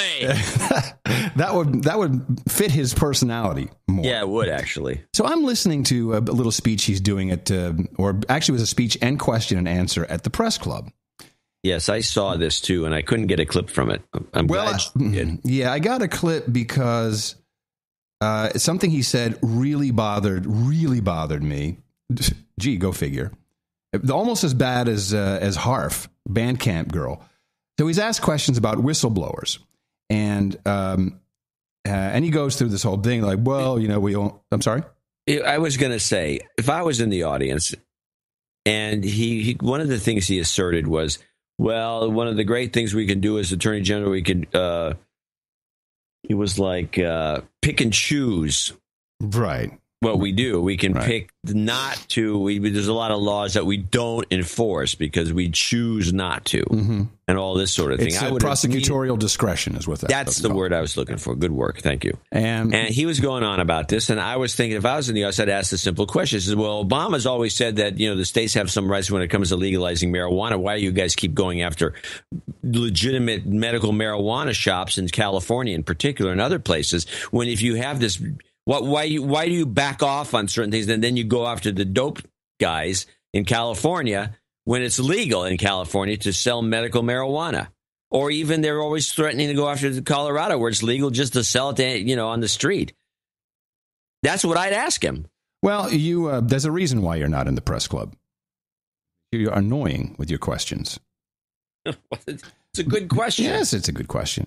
There was a question about whistleblowers and who they're going after and why. And, there's more than all whistleblower, like 7 or 8 all have been whistleblowers in the entire universe. Yes, Obama's gone after more than the total before under the Treason Act, which is the Treason Espionage Act, actually. Espionage. I'm sorry, you're right. And wow, my ear just closed up. Oh my God, I'm not hearing perfect stereo. So I pulled this little clip up where he's saying, well, okay, yes, going after a journalist, referring to James Risen from Fox News. No, isn't it from New York Times? New York Times, whatever. It's the same thing. Times, Fox, it's all the same. Getting sloppy. Yeah, it's the same thing. I don't care. It's irrelevant because what he says here is just like, wow, okay. Because he's asking members of the press a question. And you and I are members of the press. We are journalists by definition. You are an actual journalist. I'm hitching a ride on your coattails, but we try to do journalistic work. When you have people who are disclosing, for instance, the identities of people who work in our intelligence agencies, that's the kind of case that I think we have to bring. But I also think there's a question for you all, for members of the press, as we have asked ourselves when it comes to national surveillance, simply because we have the ability to do certain things, should we? I think members of the press have to ask that same question. Simply because you have the ability to, because of a leaker or a source of information that you have the ability to expose that to the public, should you? So what he's saying, I think there's some validity. Like, yes, just because you know something doesn't necessarily mean it is in the public interest for people to know about it. Fair point, but then he comes with an example that shows you just what a giant anus cavity this guy is. Doesn't mean, and I'm not saying it is for you to decide. It is not for the government to decide, but it is for you to decide. I'll use an extreme example, perhaps unfair. Why does he set that up? When someone says that, that's strange. I'm going to use that is strange. Well, his example was indeed unfair and very extreme.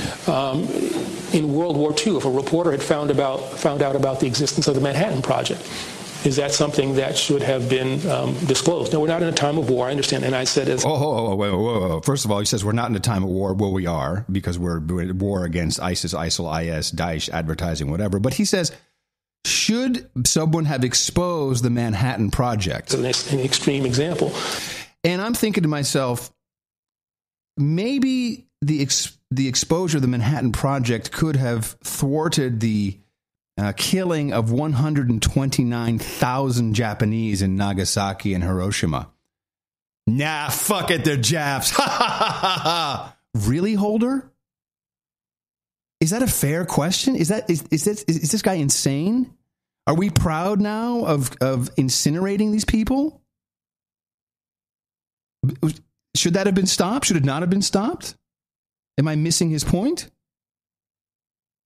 Well, I don't know what his point is. He's saying, what I think he's saying is... If he stopped or not, it's another political debate that has never ended. Well, what he's saying is that the World War II would have not stopped. Yeah, but the other thing he's saying is that, so if somebody revealed the project,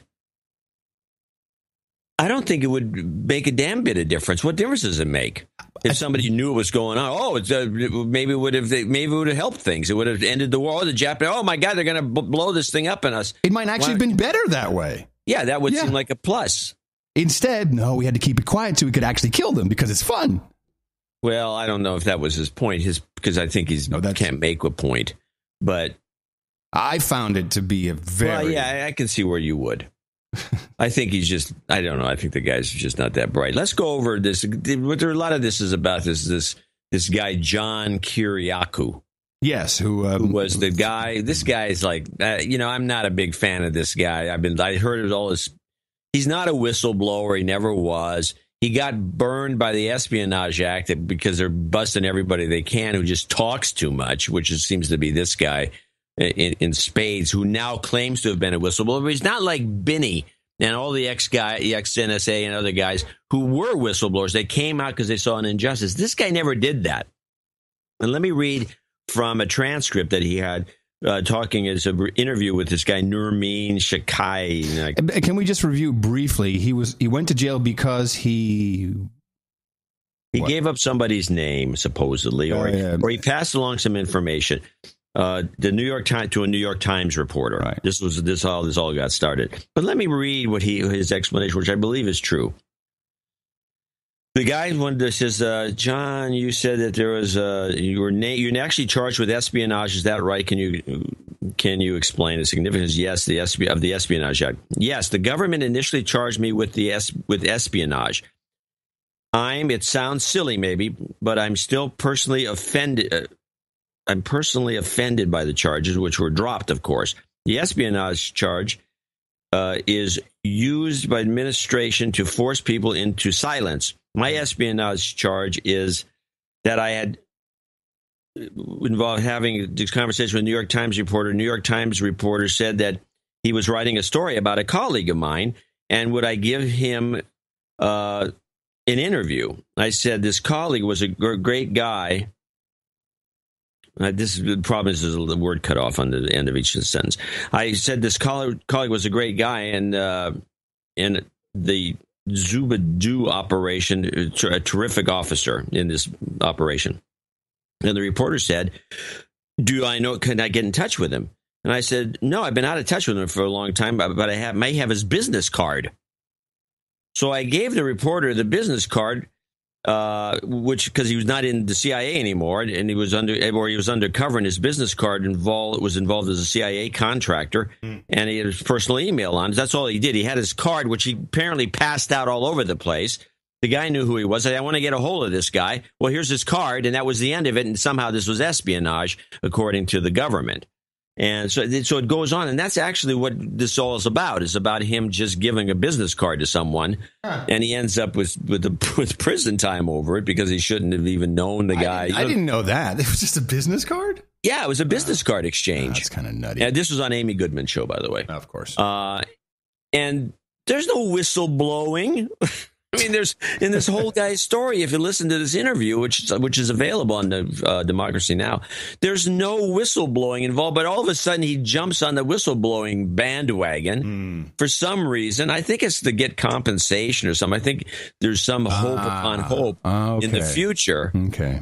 Through this very aggressive prosecution of these whistleblowers, that Binney and the other guys are going to get a cash payout. Huh. And this guy wants to be part of it. But he was just a kind of a dumb guy in the CIA. And he said, oh, yeah, that guy, oh, yeah, I know him. The reporter knew who it was. He knew who it was. But but because the CIA, when you sign up, you're supposed to not know anything. Remember when Chelsea Manning first, put all these documents out? Everybody in the agency couldn't look at the down. Yeah, that would be illegal. It would be illegal to know anything or to look at it. And so this is the kind of thing, I guess, with this guy. Because the guy was a CIA guy and he's working as a contractor, this Kiriakou guy is supposed to pretend to be stupid. Never heard of him. Right. Instead of saying, oh, yeah, I got his card right here. You could, here, give him a call. And that's the whole thing about this guy. So... Well, anyway. That really didn't give me much info. I could have done a better read. You could have. But there's a word. Look, there's a word missing at the end of it. Is that your printer that messed that up? Or yeah, that sucks. And it's very annoying because it might be an important word. Sorry, I'm sorry for you. I know it's miserable. I found something. That came in the email this morning. Can we switch to something? Or you? Yeah, no, I got no more CIA stuff. That's for sure. This is under Agenda 20, climate change stuff. Whee! And this guy Tom Nelson, a lot of people are now looking at the data, the numbers being that have been manipulated and have been admittedly manipulated by NASA, NOAA, that's NOAA. In order to compensate for how records used to be kept and temperature measurements were made. And, of course, they're all ratcheted up in favor of the global warming, which is now climate change. But here's one that comes from the actual NOAA website and documentation. And they have this report. So you have the NOAA Global Analysis Annual 2014. And the links are, they're still in there. Of course, I've saved them offline, and it's all in the show notes, 697.noagendanotes.com.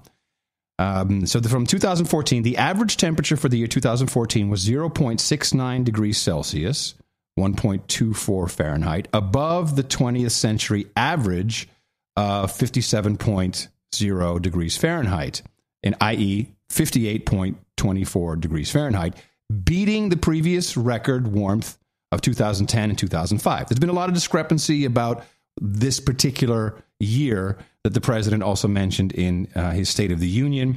So this is from NOAA. They say 58.24 degrees average temperature beat out 2010, 2005 as the warmest on record.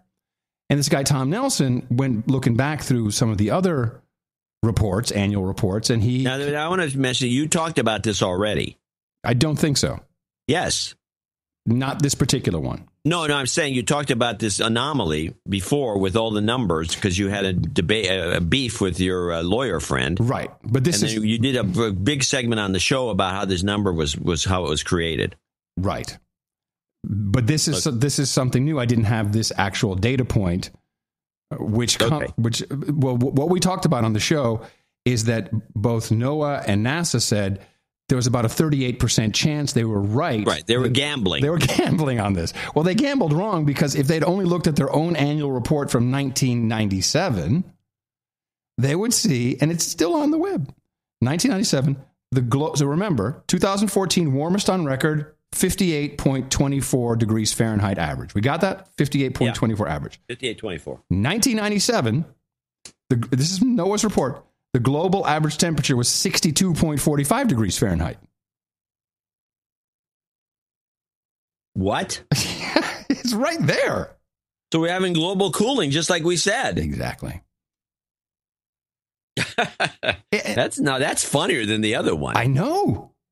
So and they didn't even mention 97 in the 2014 report. They say look at 2010, 2005. So 97's average was 62.45. How can, under any circumstance, even if true, 58.27 be the hottest year on record? It's no drama Obama, baby. Magic. Everyone should go and read Cliff Mass's weather blog. Now, Cliff Mass is a weather blogger and he's a climatologist or a meteorologist, I guess. And he's a various long-established weather blog. It's under Cliff Mass, CLIFF Mass, all one word, .blogspot.com. And he has not this most recent post, but the post before that, he has a scathing deconstruction of the global warming thing. He's one of the many weathermen. Many of them won't come out of the closet and say anything. You know, the guy who started the Weather Channel. Yes. A lot of but he's just an old kook now, so it doesn't count. And the guy who invented the global warming thing himself, another old kook who died recently, denounced it after he realized it was bogus.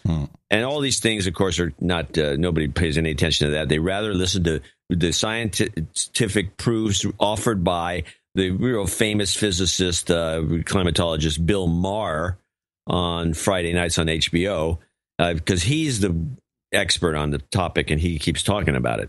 Anyway, so Mass has got some really good stuff here, and he's one of the few guys who apparently can't be shouted down, because when he does public events, he just buries the critics. And you won't see him in front of Congress anytime soon, especially in front of White House of Rhode Island. I had dinner last night with Lori Frick, the artist. Oh, yeah. And we were just talking, shooting the shit. Well, I had a lot to discuss, but and we were talking about how if you say, well, the flu shot, I'm not going to take it. How if you listen to NPR, who have their style guide changes quite a lot, then you are, if you say, I don't want the flu shot, you are against science. It's true. And, because you're against science. And then this little article popped up, and I think, how can people, this is in the Nature, the journal. So if we're so certain and science is settled and we know everything, and then you see the headline, new findings push back scientists' understanding of when life on Earth was widespread. More than 3 billion years ago, Earth was a hostile, volatile place. Its air oxygenless and its climate unpredictable, and yet life thrived, according to a study published in Nature. It's analyzed 52 ancient rock samples and found that organisms capable of pulling nitrogen from the atmosphere and converting it into usable form first appeared around 3.2 billion years ago. So this is going to upset science, which I thought everything science is settled. It's done. It's in. But it's okay to backpedal on a billion or so years? You know what I mean? Yeah, no, this is the latest thing going on. Now there's some interesting debates coming up because National Geographic ran a big piece. You can start playing this clip, and you can kill it when you feel like. It's a very long clip. I put it as an archive clip. But play is called The Science is In with Pew versus National Geographic. Benny, the debate over what is true and what is believable extends far and wide. According to the Pew Research Center, 86% of scientists think childhood vaccines should be required, but just 68% of U.S. adults agree. On another hot-button issue, climate change, the gulf is even wider. Hold on a sec. Can we stop at vaccines for a moment then? Sure. I received the draft report from Health and Human Services for the forthcoming National Adult Immunization Plan, which is scare you. Adult immunization? Mm-hmm.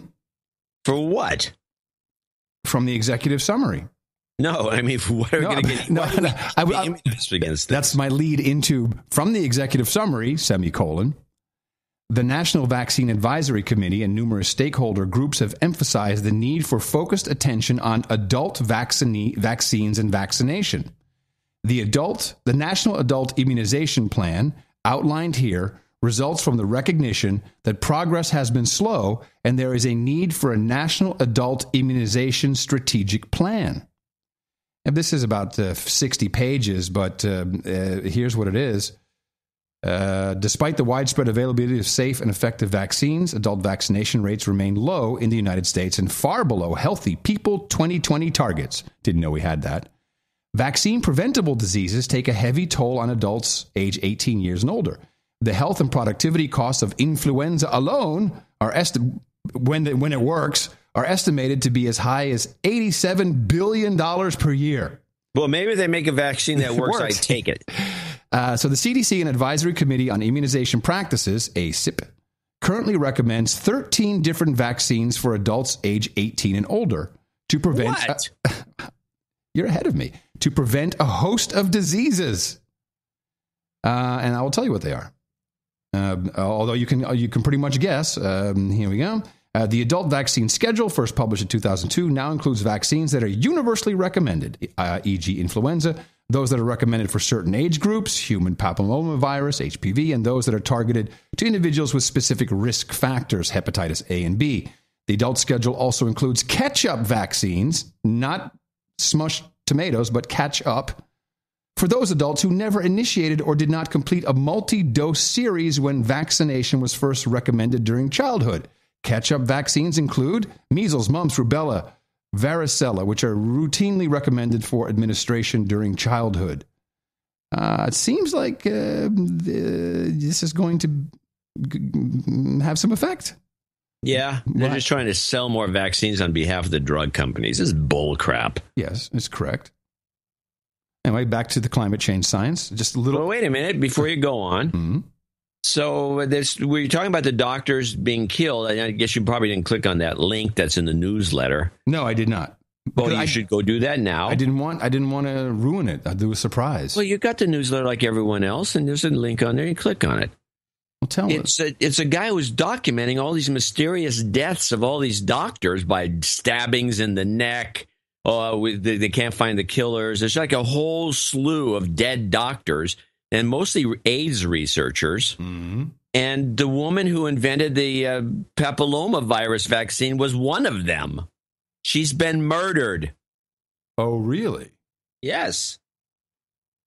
Huh. Yes. Well, that's second half of show material, man. Well, no, it's not. I don't think it's that nutty.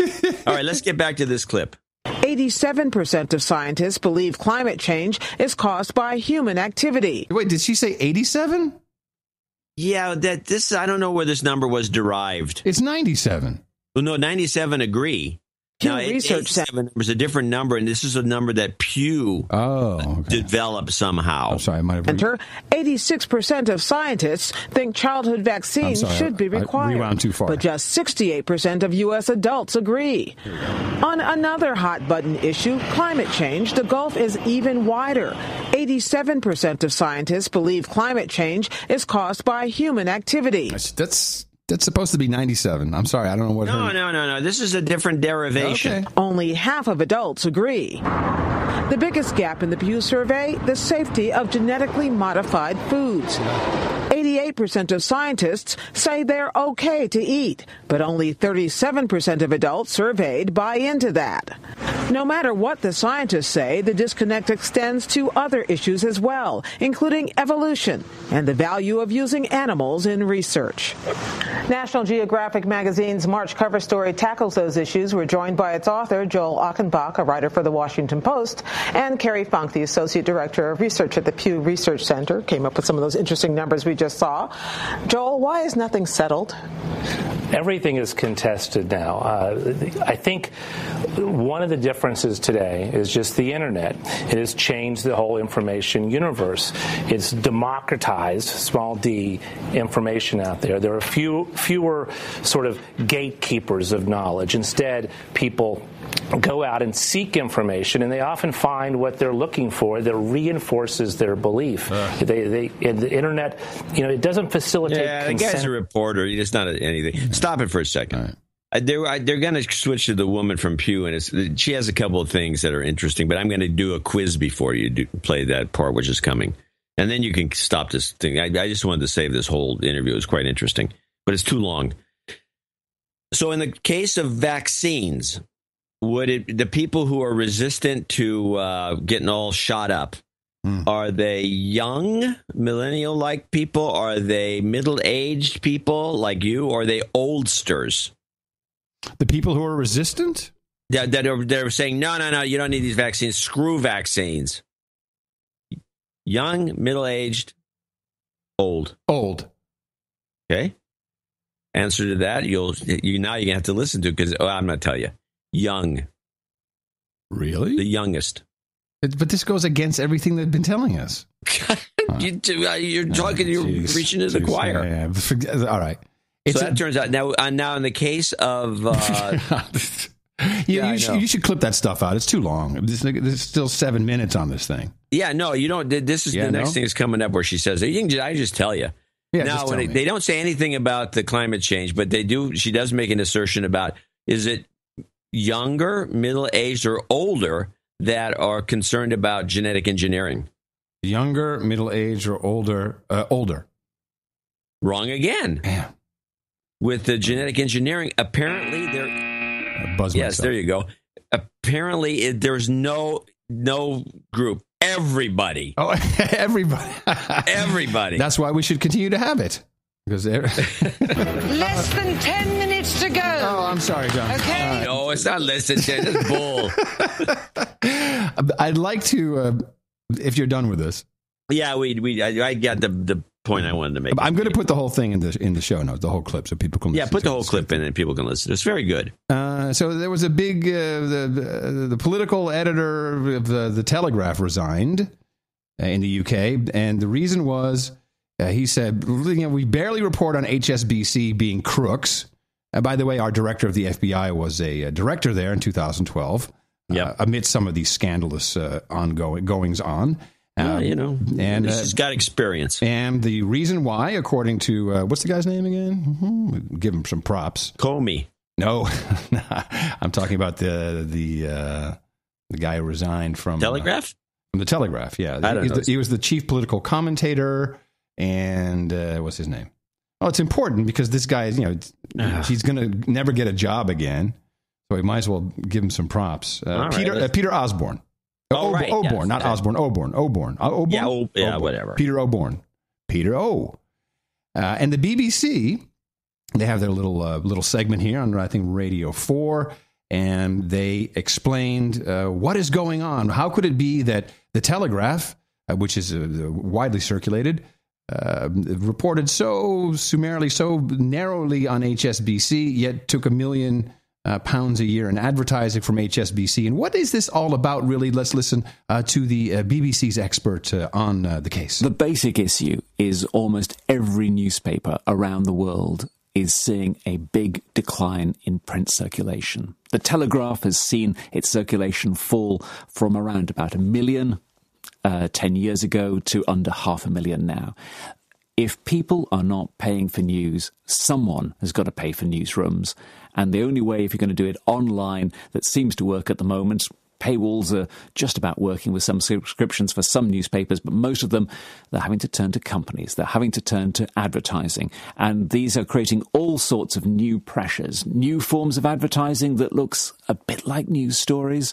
You're never quite sure exactly what you've clicked on. What's the term you told me just before the programme? Native advertising. Native advertising. You're never quite sure what it is you've clicked on. Is it selling you something, or is it telling you something absolutely fascinating? Where's it come from?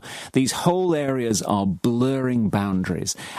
And the issue here that is altogether different, that the Telegraph strongly denies that this has actually leaked through to their main news pages. Oh, the shock, the horror.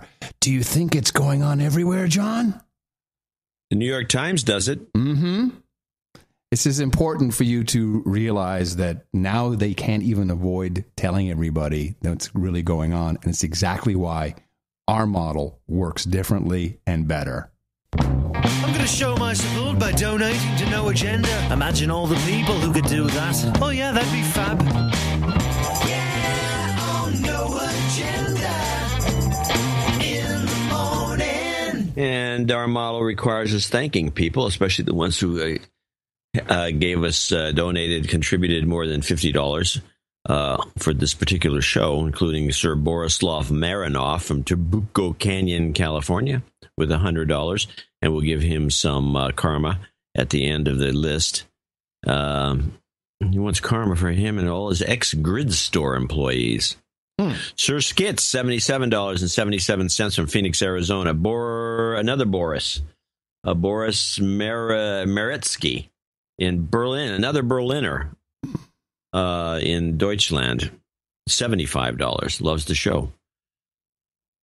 It's a highlight twice a week. And definitely the best podcast in the universe, he says.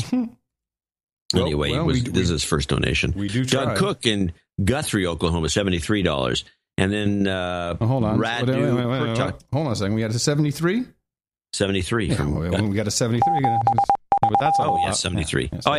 From Kilo X-Ray 5 Delta Charlie in Oklahoma. Shout out to Leo Laporte, who noted on Sunday's tweet he never listens to No Agenda, but then quoted, coincidence, I think not. Oh, hold on a second. No. He said he questions my mental stability or some shit like that? Oh, yeah. Yeah, he did. You should sue him. No, the war is on, baby. I'm just going to do better tech news here on this show. That's all. It's easy. He was joking. He was not. Okay. Anyway, shout out to Kilo X-Ray 5 Delta Charlie. You. From Kevin Johnson 6 Liquid Natural Gas. And Kilo Fox 5 Sierra Lima November. Radu Pertuk in Gross Eel, Michigan, 7070. And now these are all $70 donors and helping us celebrate the 700th show, including Kimberly Lewis in Davis, California, home of the Aggies.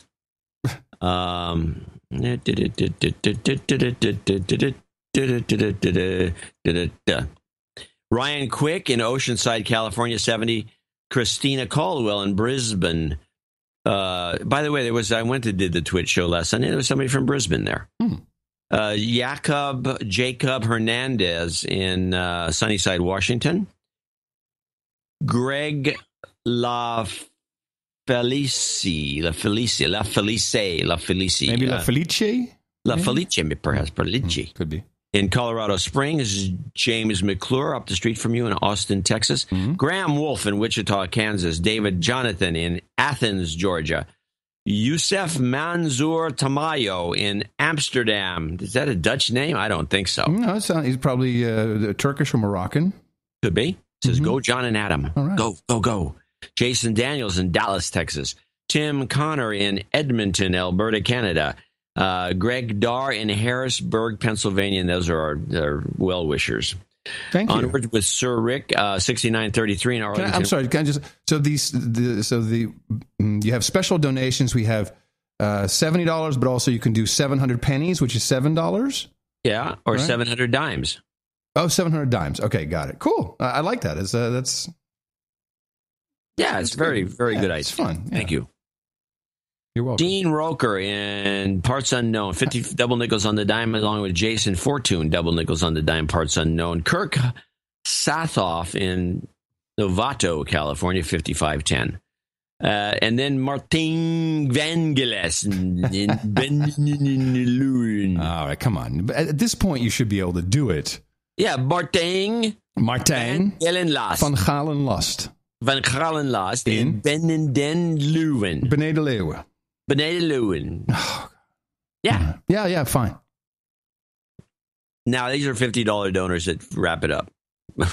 We got like a paltry group today, but that's fine. I really congratulate everyone who just jumps in on a day like this. Dave, I thought we were going to have a drink. He sent me an email. I said, yeah, I'm here. And then we didn't connect. Send $50. Buy your own damn drink. I think that's the message. Hey, screw you, Curry. I'm not coming down off this Colorado mountain. Springs. Andrew Haverson in Gravenhurst, Ontario, Canada. Rosalind Furness in Tunbridge Wells, Kent, UK. These are all 50. Amitav Hajira in Daleville, Virginia. You ever heard of that one? No. John Camp in Antlers, Oklahoma, which is a great name for a place. And finally, Sir David Trotsky, our buddy from Romeoville, Illinois. $50. That concludes our list of well-wishers and contributors for show 568. 697. 697. You've had a real issue with It's because it's not at the top of the spreadsheet anymore. I know, but all you have to do is ask Eric to put it there. I don't know that he can. I think this is because he just hasn't really changed what he does. I think it's just some function that's, I don't know. Did you upgrade Office or something? I don't know. You never know with these damn machines. Well, and then there's there are a number of people who did the 700 pennies. Yeah. That's nice. Yes, yeah, I recommend that for newbies, newcomers, people who have got a guilty conscience. So they, we had this one guy earlier. He says, "Oh, I feel bad because I've never donated. So here's $200." You can donate $7, like now today, and then if you've never donated before, and then you don't have to say that. You can say, "I've donated before." You could be happy about it. Yeah. Instead of apologetic. Okay, short list. And we have no nightings today. No, it doesn't look like it. Let me give everybody karma then. Thank you all so much for your support of the program. You've got karma. And of our work. Now, I got a note from Ancilla Tilla. What's her name? Oh, yeah, good old Ancilla Tilla, the model. Yes, the model. Well, she's more than that. I've met her, and she's in Berlin now. She's trying to fight the New World Order in her own way. Oh, good. Now, she was going to do a donation for a birthday shout out for her boyfriend who is not in Berlin. It's not that far from where he is, but something went wrong, and so she said, "Oh man, can you do the birthday? I'm good for it. I trust you." So let me read this. And she said she'd come in on Sunday. Yeah, but it's his birthday, so I want to make sure that... hold on, you'll find out who he is. So I've been listening to the best podcast in the universe for almost a year now. I'm enjoying Adam's research into organizations, John's ancient wisdoms very much. I think the Chinese one said. I think it's a compliment. I don't know. I'm not so sure. Your ancient wisdoms. Ever since I hit my boyfriend in the mouth, he's been hooked. He's more into the entertainment part of the show than I am. Sometimes you two remind me of Beavis and Butthead. Okay, going quite far. I recently moved to an exotic land far, far away, Germany, and it's comforting to know that we both still listen to the podcast. I see we can keep relationships going. I'm counting on you two vaccinators to keep him immune to the MSM while I'm out of town. It's his birthday on Friday. I would like to make a donation in his name, so that'll be forthcoming as a birthday gift. Please play the jingle he produced. Do you remember which jingle he produced? Because I do. I actually had to ask, but you asked, and here's the one. Yeah, I remember. He did Plain There's a need for a rescue mission. When the world is threatened, when the world needs help, it calls on America.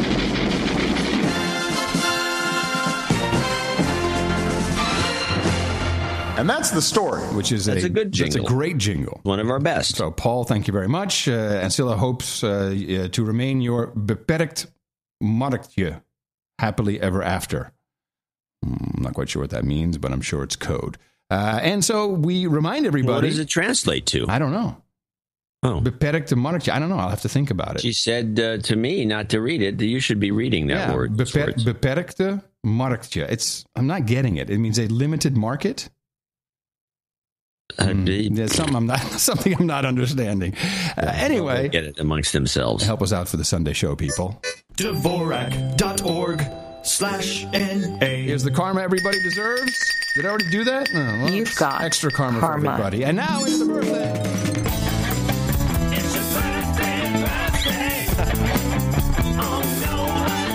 So adding to the list, Kimberly Davis says happy birthday to her husband, Rev Alnonymous, turning the big 50 tomorrow, and Christina Caldwell, magic number 33, also celebrating tomorrow, February 20th. Happy birthday from all your friends here at the best podcast in the universe.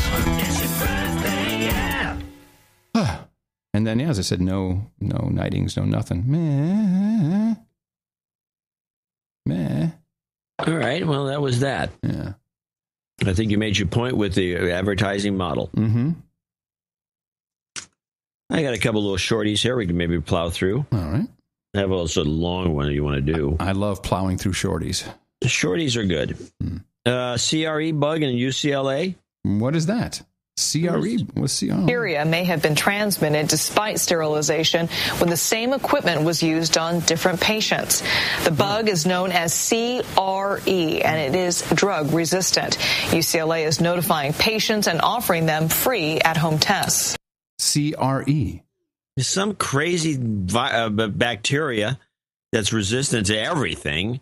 And it's not MRSA, it's a different one. And it's again in hospitals because nobody wants to do the work they're supposed to do and use an autoclave to clean off these animals from the equipment. This is something they shove some probe down your throat and they're just not cleaning it? What it looks like. That's disgusting. And of course now everybody's getting, this kills you, by the way. Oh, okay. Well, that's not good. Check it out. Just CRE UCLA. Here's another one. Those poor people in Haiti. This is the kind of thing that goes on. This is my favorite topic. How long has it been? We're going on 4 years? Or it's 3? With Clinton holding on to the billions and billions? Yeah, when these guys are all one of the... We just need cash. I know a lot of people want to send blankets or water. Just send your cash. Yeah, the cash is gone. Yeah, well, no, it's not gone. It's been well spent on hookers. In Haiti, the final day of carnival celebrations was canceled after an accident in a float killed 16 people and injured 78 others. A singer on a parade float ran into electrical wires in the early morning hours, setting off a stampede by bystanders. Many of those killed were trampled to death. Nice. Yeah, as you go. That's your Haiti news. It's always the best. Nice. Now, my favorite story, Shorty, is this one, which is the banks being robbed story. Hackers have stolen up to $1 billion from banks around the world in a series of electronic attacks since 2013. The Russian firm Kaspersky Lab presented that finding at a security conference in Cancun, Mexico today. It found the hacking ring has infiltrated more than 100 banks in 30 countries.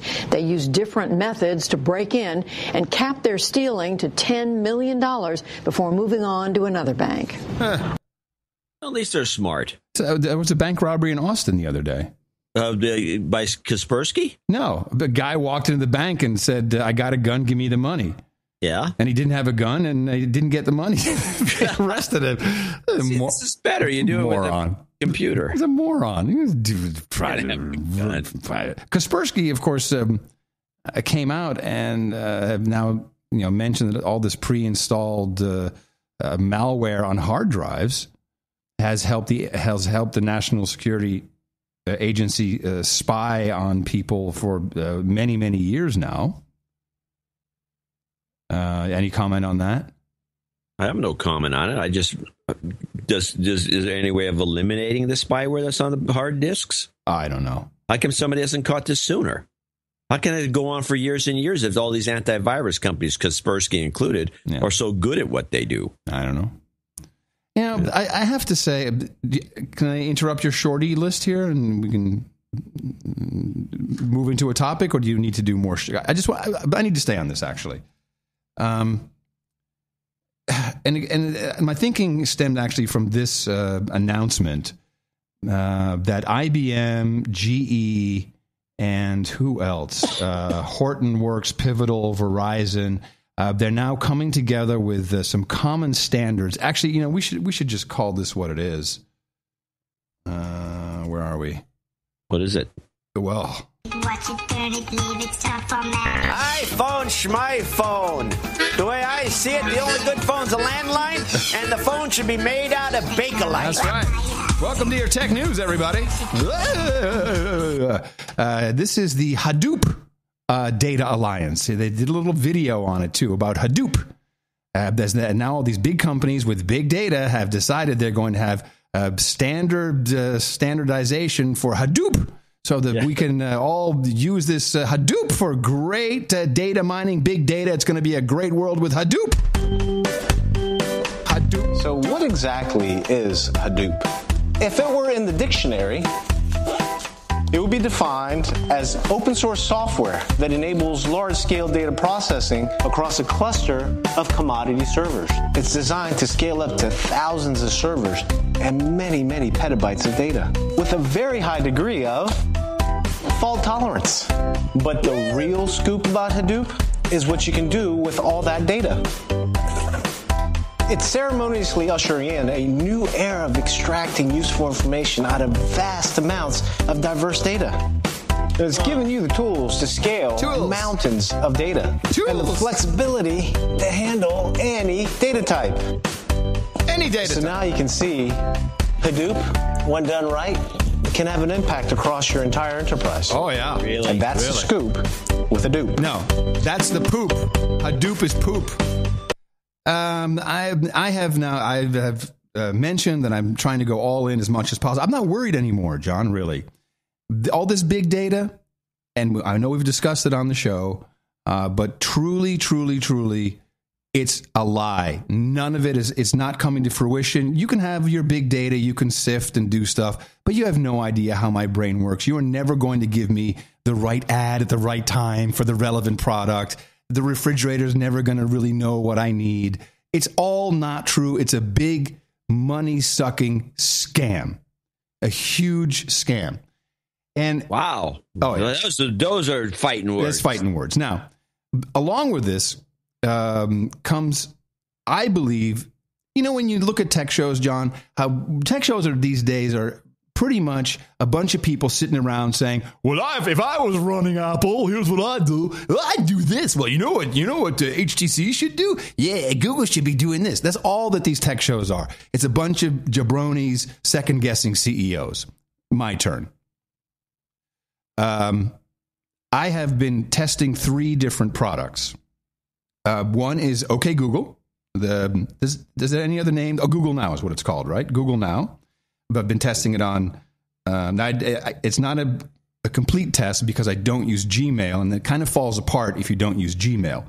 So OK Google. If you say OK Google, yeah, everyone's. Will that set off a bunch of phones? Probably. They're listening to the podcast. Probably. OK Google.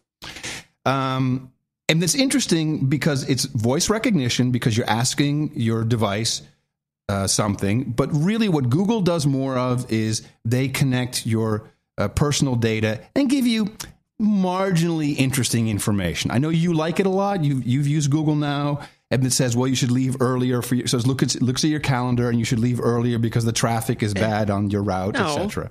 What else? What else? The only reason I like it, you're talking about the thing that shows up on the phone with a bunch of cards. Yeah, that thing. Yeah. Is because it gives me the sports scores. Okay, great. So that's marginally important. It's not. No. It's not important at all. Okay, great. It's just kind of cool. I get the sports scores. Great. Oh, look, they lost. Right. Then we have Apple Siri. Siri, I'll say this about not Siri specifically, but about Apple's speech recognition technology, at least with my voice, outstanding. At least at home, I do not type on my iPhone. I say it. It's 99% accurate. Really, really good. When I'm on my Android phone and I need to send a quick note to somebody on email, and I use the little microphone. Yeah, Google's. If I'm in a closed car, it's very accurate. Google is good because I've tried it with Google as well. They may be better at international languages. Apple's iOS recognition, and I've tried Dutch as well. Really outstanding. Now, having Siri do things for you, it's extremely limited. It really doesn't do a lot. And this is where I think the Amazon's Echo makes Siri look like the Newton. Okay, stop. So with any of these things, can I say, call my wife, tell her I'm going to be 15 minutes late and not to buy any milk because I'll be picking it up on the way home? No, I don't think we're going to have that for decades. That is not that complicated. Well, here's I've really done some work on, and I've had a lot of dudes named Ben help me out. First of all, this Amazon Echo thing is not sending packets continuously. They've done a lot of tracking and tracing of the traffic that goes out. Of course, what it's really sending is not all known because it's encrypted. But what Amazon has, and this is what's great, they have segmented their speech recognition, refined it, if you will, and narrowed it into categories of things that you do. Therefore, it gives the illusion of real artificial intelligence. And the things that, what is really important, what do people do the most? We're consumers. We're buying things. And it is really, it's so fucking good. But it's segmented it out, so it has a vast array of options it understands when you're asking it to do something in a category like shopping, a category like anything that Amazon does, music, and then basic things like weather.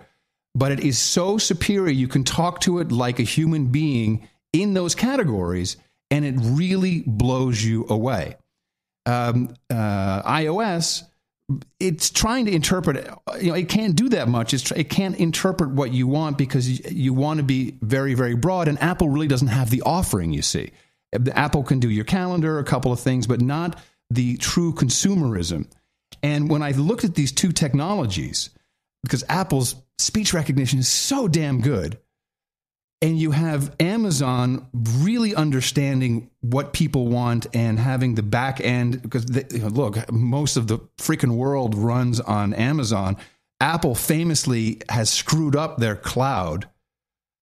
I would say if I was Tim Cook, first I'd change my name to Tom Collins because it's so much cooler sounding. I would buy Amazon. And I've looked at the numbers. They have enough cash. They could. How much cash do they have? About $183 billion. No, they don't. Oh, that's the numbers I pulled up. They use that cash for a lot of buyback thing, all that stuff that they don't only have, as far as I can tell, only $33 billion in cash. Okay.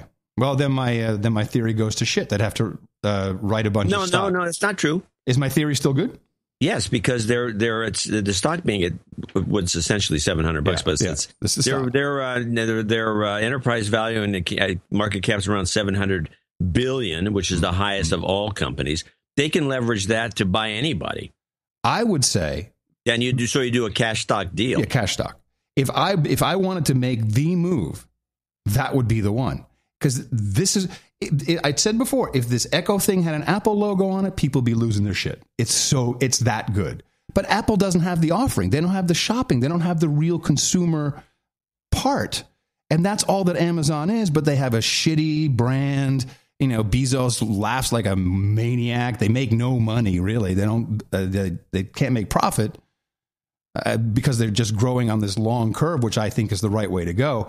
Apple could buy them, man, and that would blow everything and everybody out of the water once and for all and forever. I guarantee that would be stopped by the government. Oh, pesky government. Because it's what? It's just too big of a deal. Well, that's not you can't just say it's too big of a deal and stop it. No. They'd be monopolizing more than they're already monopolizing. It would not work. The government would not put up with it. There'd have to be a lot more bribes going on than there's so far. Nobody's paying enough. Amazon's selling for $370. Let me take a look at what the market cap is. Amazon's market cap's like $400 billion, $380 maybe. Let me click. I'm glad you at least don't laugh me out of the tech segment right away. No, Apple could do whatever they want, literally. And I mean that literally. Mm-hmm. They can go buy anybody they want to. And of course, I'm just trying to get to the numbers here. Market cap. When the market cap for Amazon is actually 175. I mean, how else can Apple grow other than just them? They could pick them up pretty easily. I mean, it'd be a merger. It wouldn't be an acquisition. Right. There's no way they could actually do as an acquisition. It would be too costly. Well, I think I just wrote a column at PC Magazine. Mocked for saying all the time, claiming that Apple is actually better. And you're right. What could they do to keep growing? I don't think Amazon is the right way. It doesn't make sense. The company is not that kind of a company. I don't think they could do merchandising. I think that they're going to buy. They just need the back end. They buy what? Chrysler Corporation. Oh, you're talking about the cars. Yeah, well, the reason they would do Chrysler's cheaper than Amazon, curiously, actually does make money or can, and it wouldn't cost Apple that much, and Apple can finally do something with all these designers they have in house. They have the best design team in the world, and they could establish themselves as a car or have a car company that they can then go into the future with the driverless and all the rest. But they could build some cars that people would buy because it would be gorgeous. On that note, this is going to irk so many people. Tesla owners, of course, are all in. And I would say, what do you think the ratio is of Tesla owners to people who hate the Koch brothers? I would say it's probably close to 1-to-1. Well, Charles and David Koch have joined forces with Tesla. One of 10 signatories in a letter sent to governors and legislators urging support Tesla's direct sales model. Yes, well, those guys are famous libertarians. I know. Koch brothers! Don't want to admit it. I mean, they're anti-war, anti-Vietnam War. They're anti-war generally. They have all these earmarks, and they have been, I think, demeaned or just smeared by the left. Yeah. The lefties over, and I'm absolutely not sure why. Well, I think it's funny now. Everyone who was at Tesla, I say, that's the Koch brothers are in on that deal, aren't they? Yeah. And I'll play that jingle for them. Koch brothers! The only good phone's a landline, and the phone should be made out of Bakelite. There you go. And that concludes our tech segment. Well, since you bring the Koch brothers up, let's go to, they're finally, only seeing this report so far on Al Jazeera because, again, advertising is preventing it from running, especially on PBS, which is sponsored by Burlington Northern Santa Fe. The train guys, owned by Buffett and Gates. Okay, so we had another tanker crash. And can I just say, how come when a tanker crashes with all this oil train, why is no one talking about the horrible, horrible aspect of the environment that is being ruined like they do with the pipelines? Well, they do on Al Jazeera. Oh. Because Al Jazeera is not bought and paid for by Burlington Northern. No, it's paid for by the Qataris.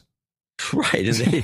So they can do reports like this. Let's start the report off. This is a little lengthy, but it's in pieces. There's a couple of things that we definitely have to hear about. I didn't know some of this myself. Tanker Report, Part 1. Thanks for joining us. I'm Joey Chen. We begin with a threat passing through many of our own backyards, the downside of North America's oil boom. 2 West Virginia towns were evacuated earlier this week and a water treatment plant shut down after the latest derailment and explosion of tankers carrying tons of crude oil from the Bakken fields of North Dakota. It is a valuable cargo and an important resource, but as America Tonight's Sheila McVicker found in her investigation, it also delivers growing evidence of a new danger on the rails.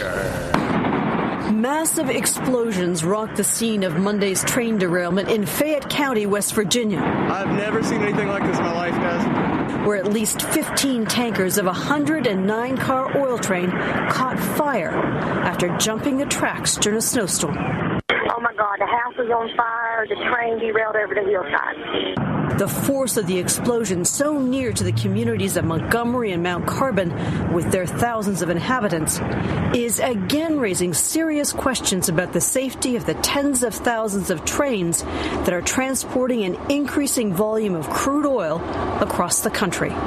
The West Virginia train was carrying Bakken crude from North Dakota, the same kind of crude that blew up in another derailment that had a much more tragic outcome.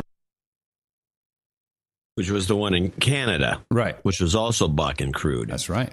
So you get into this, and they really do a good report here. It's a little longer than I'd like because, the network news would have cut it down a little bit.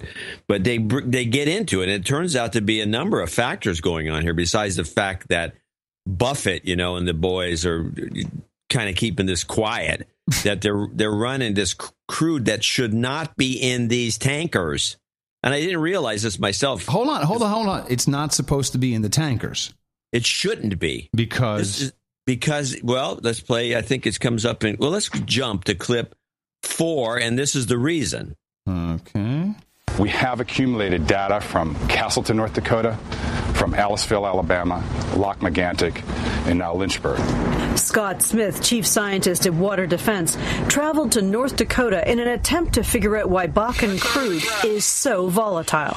Tell me a little bit about the properties of this oil that make it different from other crudes. What makes Bakken different is the clear, colorless volatiles, gases that ignite easily and that explode. And with a low flash point of just 73 degrees, you get explosions like the one that occurred this week in West Virginia and in Castleton, North Dakota in December of 2013. Crude oil is not supposed to explode, and the oil industry has repeatedly insisted Bakken is no different from similar types of crude. But other independent studies support Smith's findings. The industry in North Dakota has said that the Bakken crude is what it calls within norms, that it's no more, it alleges, volatile or flammable than any other crude oil. What do you think of that? That's just not the case from the analysis that we've done. Huh. Okay. Now, you might as well play clip 6, and I want to say something, or what is it? That's volatility you played, right? Yeah. Play clip 5, which is a gasoline product. And let me just say before you play it that having worked at an oil refinery and also inspected them for the government, I was always under the impression that those they're called pipelines on wheels, which have gone by the Bay Area for, I don't know, since I was a kid. They was always floating around. They go up to Standard Oil.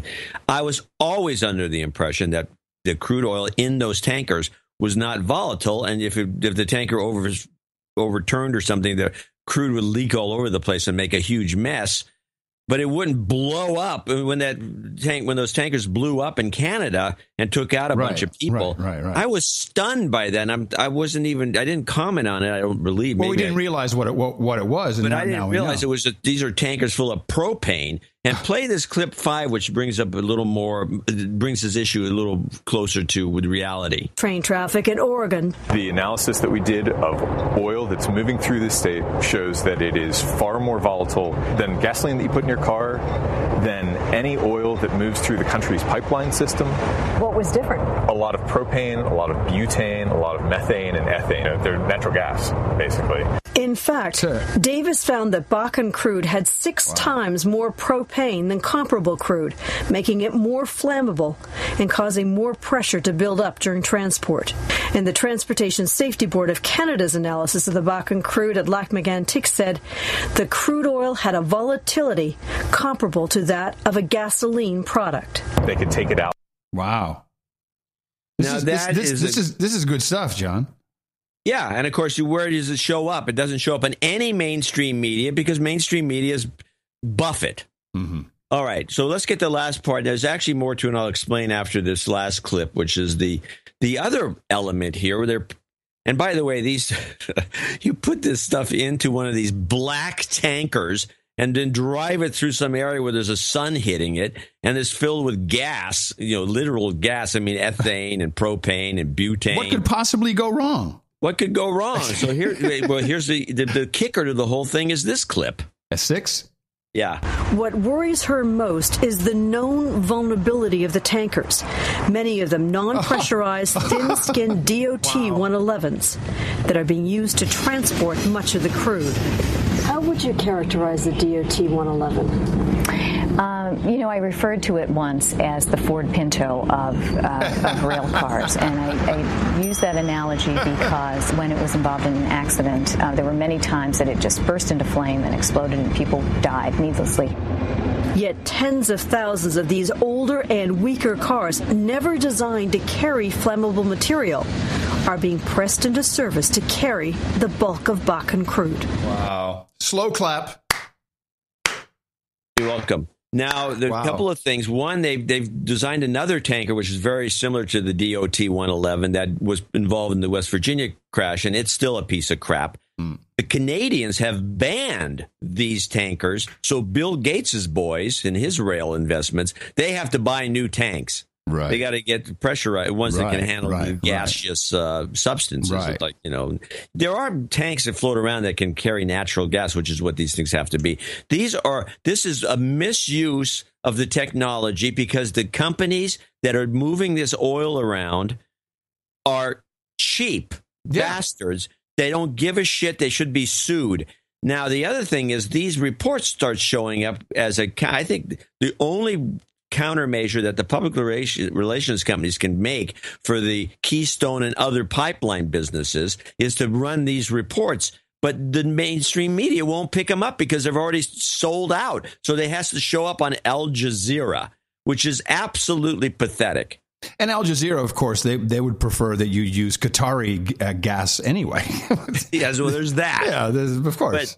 But this whole thing with these tankers is just completely out of control, and we're going to see more of this. And the mainstream media, the ABC, CBS, even Democracy Now!, these people are going to have to wake up. Well, what is this someday? And PBS, I believe, will never report on it. They with the wreck in West Virginia, it was a short segment. Well, a train wrecked and blew up. Right. And then they go to the next story because PBS is bought and sold by BNSF. It's so obvious in this case. You didn't hear any of this information. You can watch PBS all you want. You'll never hear any of this about the Bakken Crude. Yeah, and they do a lot of PBS, our public television here in the United States, which do have advertising, a real They're not. I don't think they do. They have to adhere to the same. Yes, they do the same rules as NPR. There's some differences, but they have the big corporate Archer Daniel Midgel's company, the Boeing Corporation, all these big companies who fund them. Including Burlington Northern and what's the other one? CNI probably is not sponsoring them. I don't think they do, but it doesn't matter. Really? One railroad, they're all in the same game. I mean, they got Bank of America, so you don't hear any bad stories about them. Yeah. Chevron is one of the big sponsors. You're not going to hear anything about them. The Burlington Northern is one of the huge sponsors. They have almost a minute ad.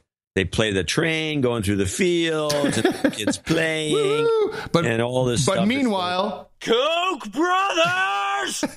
Right. Is there anything in these? You have two clips you skipped over. Well, you can play them. They were actually meaningful. Play clip 2. Okay. We're shipping millions and millions of gallons daily over the tracks, going by people's homes, local neighborhoods, and people are sound asleep in their homes. These trains are rolling through at night. Nobody even realizes what's right next door to them, what could happen. The crude that devastated Lac Mégantic and was loaded on the West Virginia train came from here. The Bakken oil fields of North Dakota, ground zero of the nation's domestic oil boom. Nice. By the way, that's a very kind of NPR, PBS voice they've got going on there. That's McVicker. Okay. She's an old hack that's been around. I always thought she was the best of the foreign correspondents. She pulls it off. I like her voice. And her she's been around. She was on ABC for years, and she was dragged into Al Jazeera. She doesn't look like she's happy there, but she's a very professional investigative reporter. Less than 10 minutes to go. Okay? Actually, let's just do one more clip. This is a great series. This is a very good thing you put together here. Very strong, very strong. You can play 3 and we'll be out of here. Good. A lack of pipeline infrastructure has spurred the railroads to create pipelines. Sorry? There's your kicker, the pipeline. Yes. Hold on. Let me just rewind that. You're right. Hit it. A lack of pipeline infrastructure has spurred the railroads to create pipelines on rails. So-called oil unit trains with over 100 tankers that can haul up to 3 million gallons of crude at a time. With the volume of oil moving over the nation's railways doubling every year, the United States has had some close calls. All you could see was this huge ball of flame, and there were cars laying everywhere. Last April, in the middle of a busy workday, a train carrying 105 tankers of North Dakota crude derailed near downtown Lynchburg, Virginia. Do you feel like your city dodged a bullet that day? Well, maybe we dodged a bomb. We got hit by the bullet. I think we were very fortunate that the cars went the way they did, rather than over the bank into the river. If they'd have fallen the other way, and this heavily populated restaurant right there, we would have had a whole different issue. The near disaster in Lynchburg follows similar incidents in Alabama and North Dakota. Wow. Hey, good series there, John. I like that. Yeah, you learned something. Yeah. Well, stay away from the advertising. Right. No, I was disturbed by that whole story. This is stuff that, and it explains a lot and makes more sense to me because of the volatiles that are jammed in these stupid cars that shouldn't be in there. And then the industry denying that's in there. I like to see where that bullshit's coming from and who's bought and paid the guys who are spokespeople for that. Because if there's 6 times more propane, that is not normal. Only on this podcast. Only. I tell you, it's only. All right, everybody. I am going to get some more decongestant in my body. Good. Yeah. Sound good though. You always sound like a pro. Yeah, it's all stuffed up and you still sound. It's all I have. It's all I have, really, John. It's all I have. It's all I got. All I can do. Because mentally unstable and all that. Coming to you from FEMA Region 6 here in the Crackpot Condo. Been a pleasure, everybody. Remember us at Dvorak.org/NA. In the morning, I'm Adam Curry. And from Northern Silicon Valley, where it's actually Chinese New Year, I'm John C. Dvorak. We'll be back on Sunday right here on No Agenda. The president of Sudan has warned that the fight against jihadist extremism must engage militants on an ideological level and not solely concentrate on military action against them. Omar al-Bashir warned that simply using violence against young radicals who fight with organizations like ISIL and al-Qaeda could lead to even more extremism. He says the CIA and Mossad are behind Boko Haram and ISIL. Hello, John. Been a while. Zoe, what are you doing here? I do a lot of business here, especially when high-ranking officials get arrested in a hot tub with hookers and blow, and they... No Agenda Show.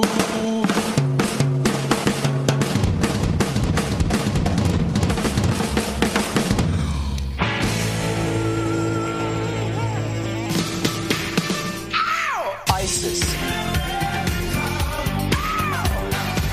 We will follow them to the gates of hell. ISIS. I feel good. George Clooney